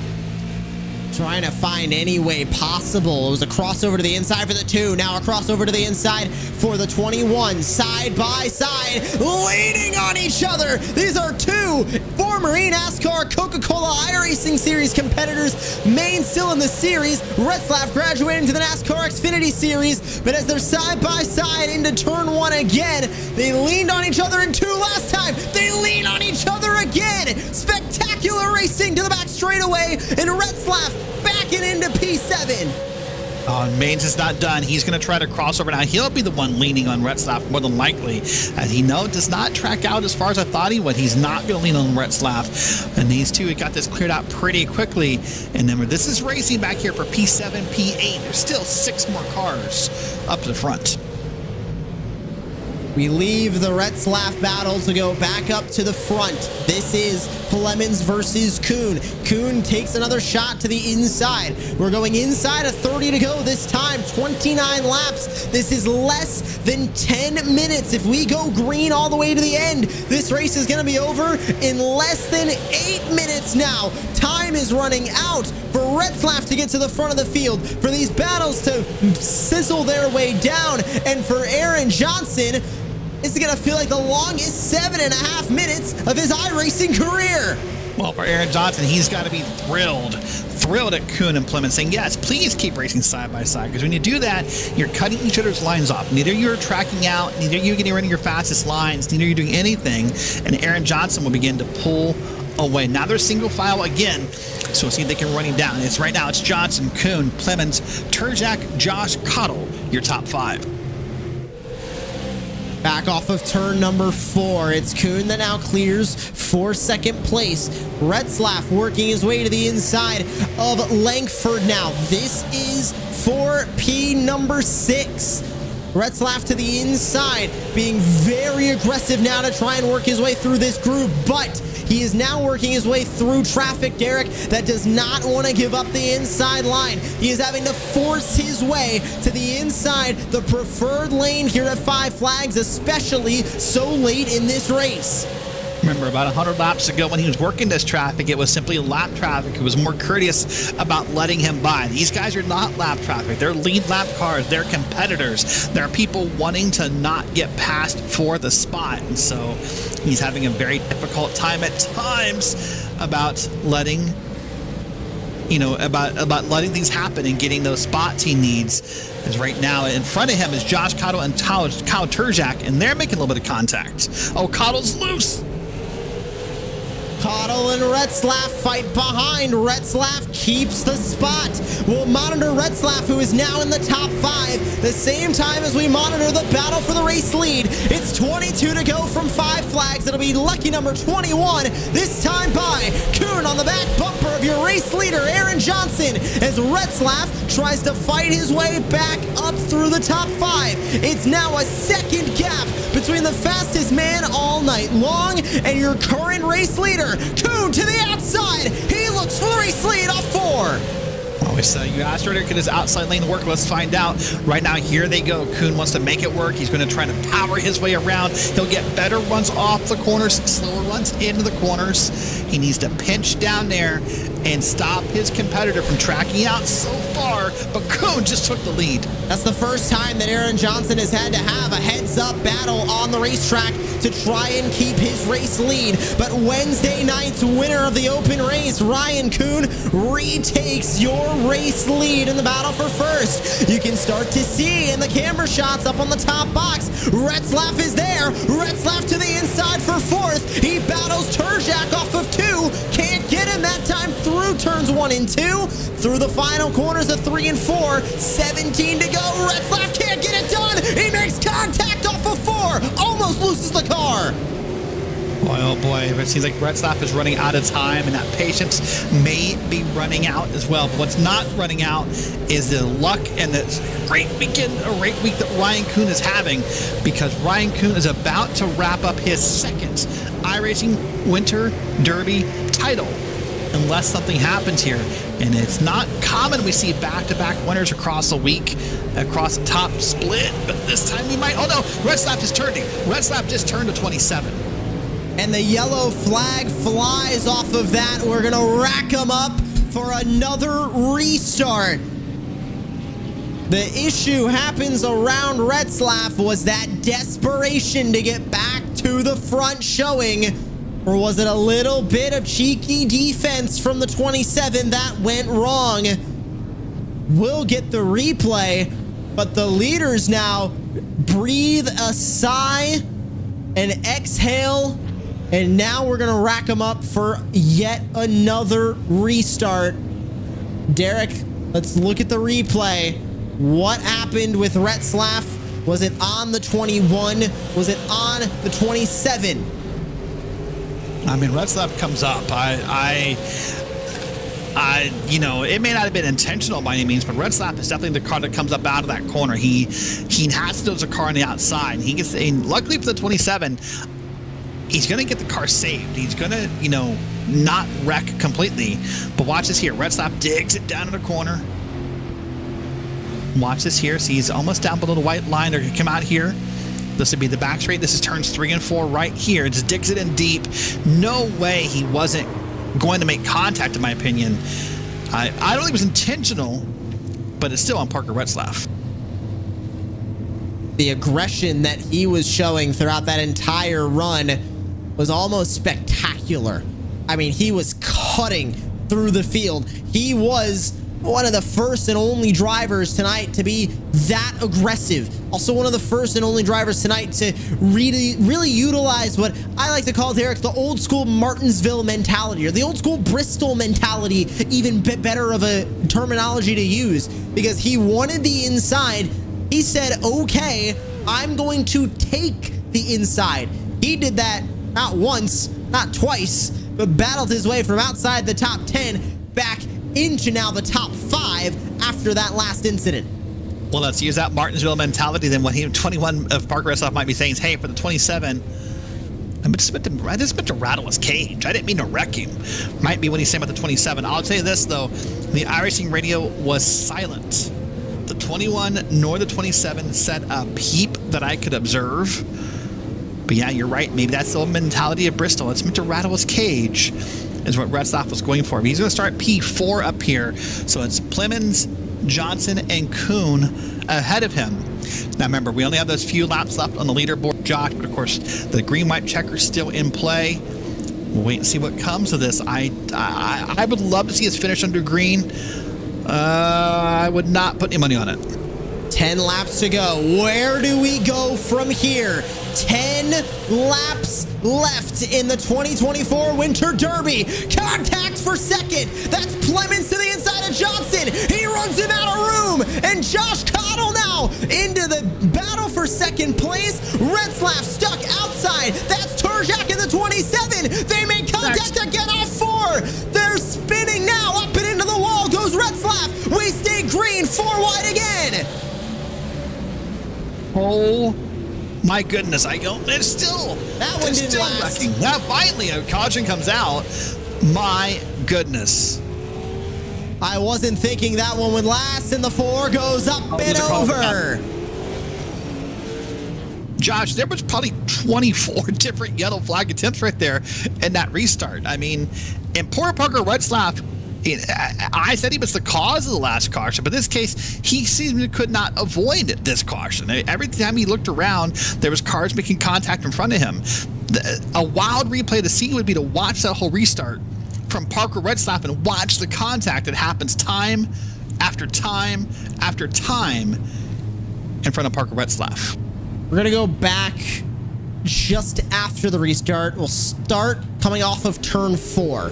We'll let this one ride throughout this replay as we sit. So there's the first contact. Retzlaff way up into the wall. Hard hit. 4 wide. And then this transitions into the 10 of Steel Langford.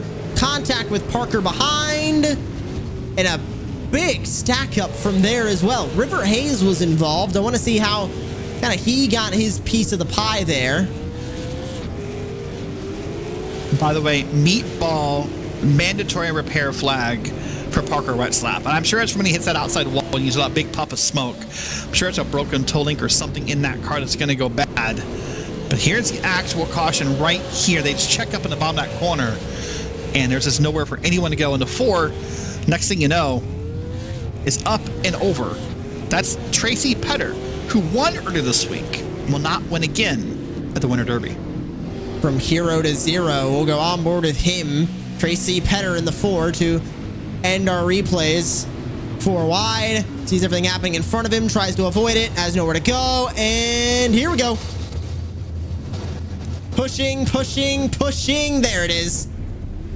It's the slowest rollover we've seen in a while on iRacing that I could think of, but boy, oh boy, that's a big calamity. So now it's Kuhn, Cottle, Plemons, Tinsley, and Monberquette, your top 5. That changed up a lot due to that, Josh. And just that Parker Retzlaff is not, I don't know if he's done, but he is no longer a competitor to win this race. So Parker Retzlaff tried as hard as he could to get back to the front and will not get there.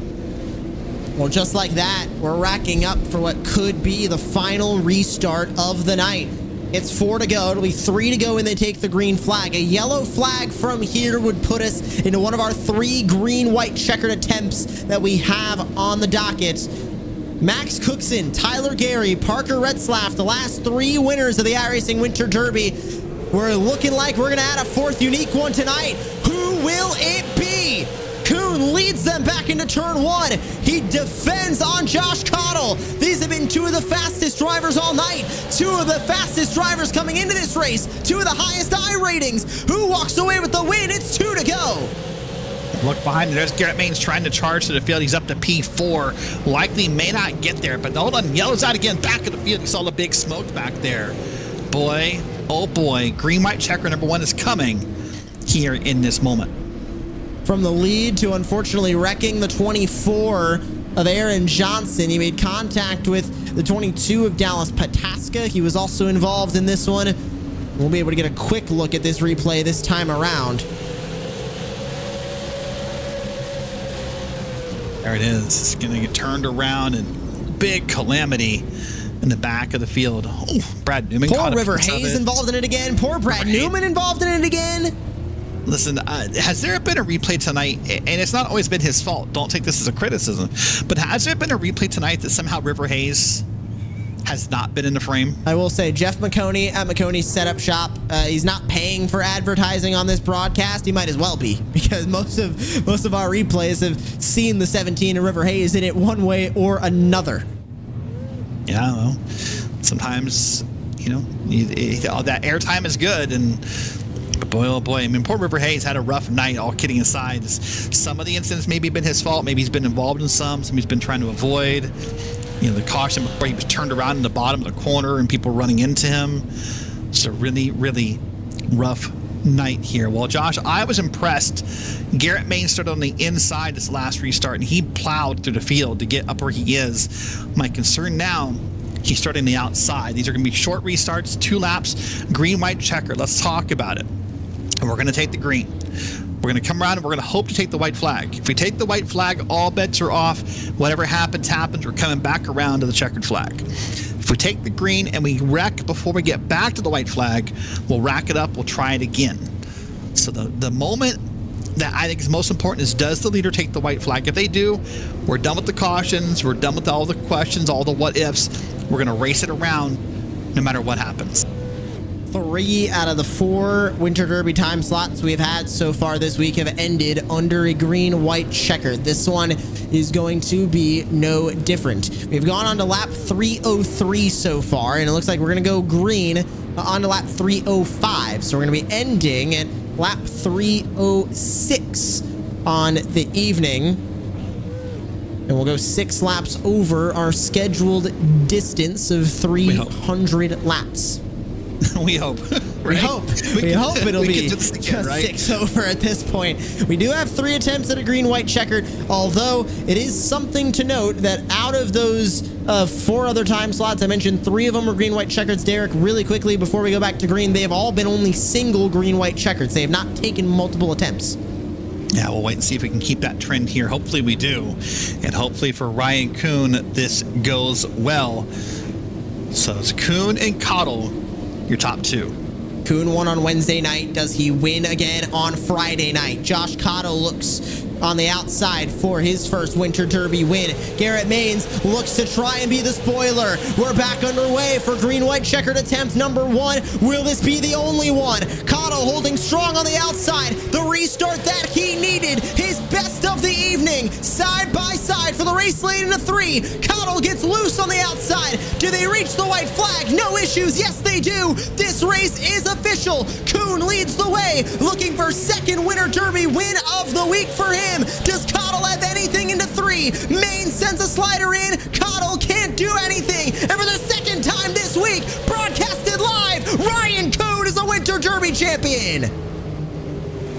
Oh, what a great finish. What a great drive. That shows off the talent we have in this race in those 2 laps. Everyone racing hard, everyone racing clean. And Ryan Kuhn, a 2-time winner, 2024 iRacing Winter Derby. Number 1 finishes number 1 at the end of this race. And a spectacular drive as well. We never counted him out, Derek, but we stopped talking about him for a good bit towards the middle of that race. And he showed up when he needed to. Yeah, that's right. Doesn't matter how many laps you lead, Josh, as long as you lead the last one. Ryan Kuhn led more than just that. We see him now here doing his victory lap. Doing the old Alan Kowicki style victory lap here, just trying to celebrate in front of the fans here. And then I think we can take a moment as he does the burnouts and see how the rest of the field finished in the Winter Derby. An exciting end to an exciting night of action here in the iRacing Winter Derby. 3rd time slot of the week. Ryan Kuhn now 2 out of 3 on the week. Let's take a look at those full finishing results. It's Ryan Kuhn who walks away with the win. Josh Cottle, Garrett Mains gonna round out the top 3. 1, 2, and 3 finish in 1, 2, and 3, just not exactly in that order. AJ Plemons, who was up front all night, finishes P4. Same with Kyle Terjak, up front all night, finishes rounding out your top 5. Wyatt Tinsley, Dustin Momberquette, Alex Thomas, Wesley Parker, and Mikael Gingras rounding out your top 10 on the finishing order. Moving back into P11's William Price with Kwame Scott behind him in 12th. Brad Newman finishes 13th on the lead lap with Maverick Davis behind him in 14th. Dallas Pataska P15 and Steve Linkford P16. That rounds up the drivers on the lead lap. One car, one lap down. That's River Hayes in 17th, and it's 2 or more laps down for Cooper Hightower, James Holzer, and Mitch Drunowski. And rounding out the field, 30 drivers took the green flag. Aaron Johnson, Tracy Petter. There you see Parker Retzlaff, so strong all night long. Just not enough when it came to the end. He finishes 13 laps down, P23. Kenny Brady was another magnet for some wrecks, and it's pretty much the same all the way down the rest of this order. Blake Thronberg, Riley Stenjum, Olivier Racine, Caden Quaffle, Peyton Howell, Jacob Harberts, finishing out the 30 drivers that took the green flag tonight in the Winter Derby. And we do have our interview waiting room open for any drivers to come in. It's not exactly the one yet of Ryan Kuhn, who walks away your race winner, but I feel like we should still give Garrett Maines a little bit of airtime. Derek, what a fantastic race tonight from him, and they're going to be standing by with the driver of the number 2, Garrett Maines. Garrett, oh my goodness, that looked exciting and tense from up here. As we got to that last green light checker, what are the words you used to describe those last 2 laps? Come on, caution. Just needed one more. I mean, we were in position to potentially get it done. We just needed to start on the bottom, and I don't know, there wasn't really much going our way throughout that whole race. Like, every time I was in position, we'd get shuffled out of it, and, you know, just kind of unavoidable stuff. I mean, obviously, the entire race got flipped on its head when all the people that were involved in cautions had the fuel to go the distance where we didn't. So, you know, a caution in the middle of the cycle, essentially, kind of played us. But I don't know, we rebounded from that, then got shuffled and rebounded again and took a gamble there with 12 to go. And I think we split every needle there was to get into position there to be, you know, in contention. Just came up literally one caution short. I think had we had one more green white checkered, Ryan was going to have his hands full, but so close. So I don't know if you want to talk about this yet. Obviously, we're not done running winter derbies yet this weekend. I don't know if you're done running them yourself, but you seem to be one of the only cars tonight that kind of figured out the idea of being a little bit more dominant on the I guess we'll call it the top lane, which isn't really the top lane, the outer lane, if you will. How do you do that? I don't know. Caleb Paul was up on the box tonight, and he was like, you know, try the high line. Riley's been ripping up there, and I'm like, you sure? So I ran up there, and that's the first time I'd ever ventured above the white line on purpose, and it definitely had come in. That explained why Kyle couldn't get by AJ when he got to him. So, you know, I don't know how often that really comes in. It felt like it went away as the race went on, but there was a brief moment. The track temperature is just swinging all over the place. I mean, I was dialed in for the first like 10 laps, and then the track got super hot, and I was kind of evening out. Then it got super cold there at the end, and once I got shuffled to the outside line, I mean, you just watched me go from 4th to 5th to 8th, just boat anchor. It's kind of hard to find a groove there at the end. Just if you were freed up, you were rolling. So I don't know. It's weird. I think I might run one more. I might run the Sunday night just because that's going to be the next big one. But tonight was the big one of the week, I'm sure. 6600 SOF is absolutely stacked. I mean, you have all the heavy hitters and super lates here tonight. So this is the crowd, you know, you want to be racing with. And I really wanted to get it done tonight, but I got to thank Caleb Hall for putting me on one heck of a setup. I mean, everything I needed it to do there at the end, it was doing, and fired off really strong at a qualifying car. Just, man, I wanted to get it done for him. It's been a couple years now, just coming up a couple spots short or one spot short. So we just need some luck, need to finish these things. So there's this moment in the race. I can't remember the lap number. I'm sure you probably do because of how tense it was. You were 4 wide at Five Flags Speedway. Of the things I had put on my commentator bingo card tonight, I'm not sure that 4 wide was part of it. Wow. And somehow you guys weren't the caution in that moment. What was it like being in the middle of that 4 wide? Oh, I don't think there was anything that I could do either. I was just the meat and the sandwich. I mean, we came off the corner and like we kind of shuffled to 4 wide. And it was all competitive cars. I mean, it wasn't like we were passing a lap car. Like, that was genuinely a brawl. And I was getting knocked around a little bit, but we came out of it on top. I mean, that was kind of the game changer. We had just got screwed the previous restart, and then we were back in position. But yeah, that was wild, and it wasn't even the only time. When we took 2 tires there at the end to come back through the field. They were wrecking everywhere, and I'm pretty sure I was 4 twice. So definitely did not expect that, and to come out alive all of those times, just I'll consider it lucky. So my last question of the night, towards the beginning, I don't know, the first 50 laps or so, you made a comment in the voice chat when you said, your comment, I think the quote was, Parker Retzlaff is on the money every restart. When you're starting behind someone in every restart who's like that, how frustrating is that? How do you conquer that? I genuinely thought he was giving a countdown to AJ. AJ kept timing it so well, and there was nothing I could do because I just couldn't get down. It was basically like, instead of racing for second or racing for the lead, I was literally like racing for third or fourth, just trying to not get shuffled out of line, or shuffled back and trained on the top. So yeah, it was kind of annoying because every time I'd get back into second, the caution would come out, and I'm just like, can I get a break here, please? But yeah, I don't know. I mean, I can't even fault him. Like, if I was able to get starts like that, I'd do it too. So it's just, I could not seem to time it correctly with Parker just as well. I don't know. I mean, I was still getting the spot, but yeah, when I was on the top, I couldn't roll Parker enough, and obviously I'd love to be able to roll it enough to like have a shot at it. Like at the end of the race, I think Josh did it pretty well to Ryan, but yeah, the opportunity never really came my way, and you don't want a black flag. It was pretty early to be pushing your luck, so I was doing everything I could, but at the end of the day, like I kind of wanted to be patient there at the beginning of the race and let things come to me. I mean, we hadn't even like made a pit stop yet. I didn't know where the balance of the car was going to be. I mean, the race kind of starts after halfway, so it's just kind of positioning yourself, trying to stay in front of the people you knew were going to be fast, and see where it goes from there. But definitely got to give a big thank you again to Caleb Hall for phenomenal setup, and just all the information he was giving me throughout that race was great. Like, honestly, it was very nice to have somebody on the box for this race that knew what I needed to know so I could make the moves I needed to make. And also a big thank you to Scott at MCU Body, the guys at Linux, and all the guys at Ryko Performance for all their hard work, and once again, Caleb for specifically working with me on this one. Well, Garrett, it's a pleasure to watch you race, and we'll see you again next year in the special events. Yes, sir. All right, that's Garrett Means. Come up a little short tonight, Josh, finishing P3, but I believe you have now caught up with our winner, Ryan Kuhn. And what a drive it was for Ryan Kuhn. Welcome to Victory Lane here at the virtual Five Flags Speedway.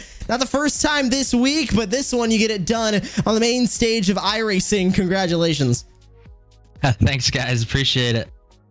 What exactly did you figure out when it came to this track and to this car? I mean, it's such an iconic pairing of super late models at the Five Flags Speedway, but 2 wins in a single week in the open setups. You must have figured something out to get you that speed.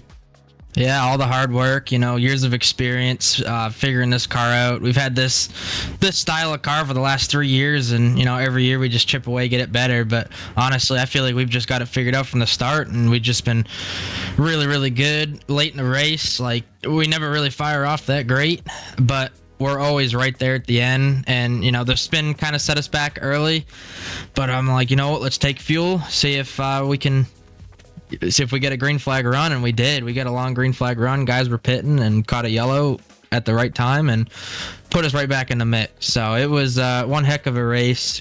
Great racing with Josh and Garrett, all them guys. A lot of guys ran really good, but overall it was a really fun race. And you had, of course, the win on Wednesday night, and then you get the win tonight.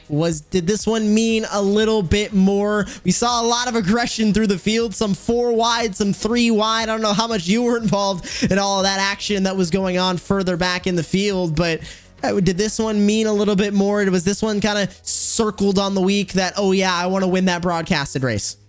Yeah, honestly, up until about 2 hours ago, I didn't know if I was going to run. I went out to dinner. I drove my own car to dinner, was able to get out of there early, and showed up about 5 minutes before the race launch. So we were able to get in it. And this RKM setup shop number 72 was really good. So super proud of all the feedback I've been getting along the ways to make these cars the best I possibly can.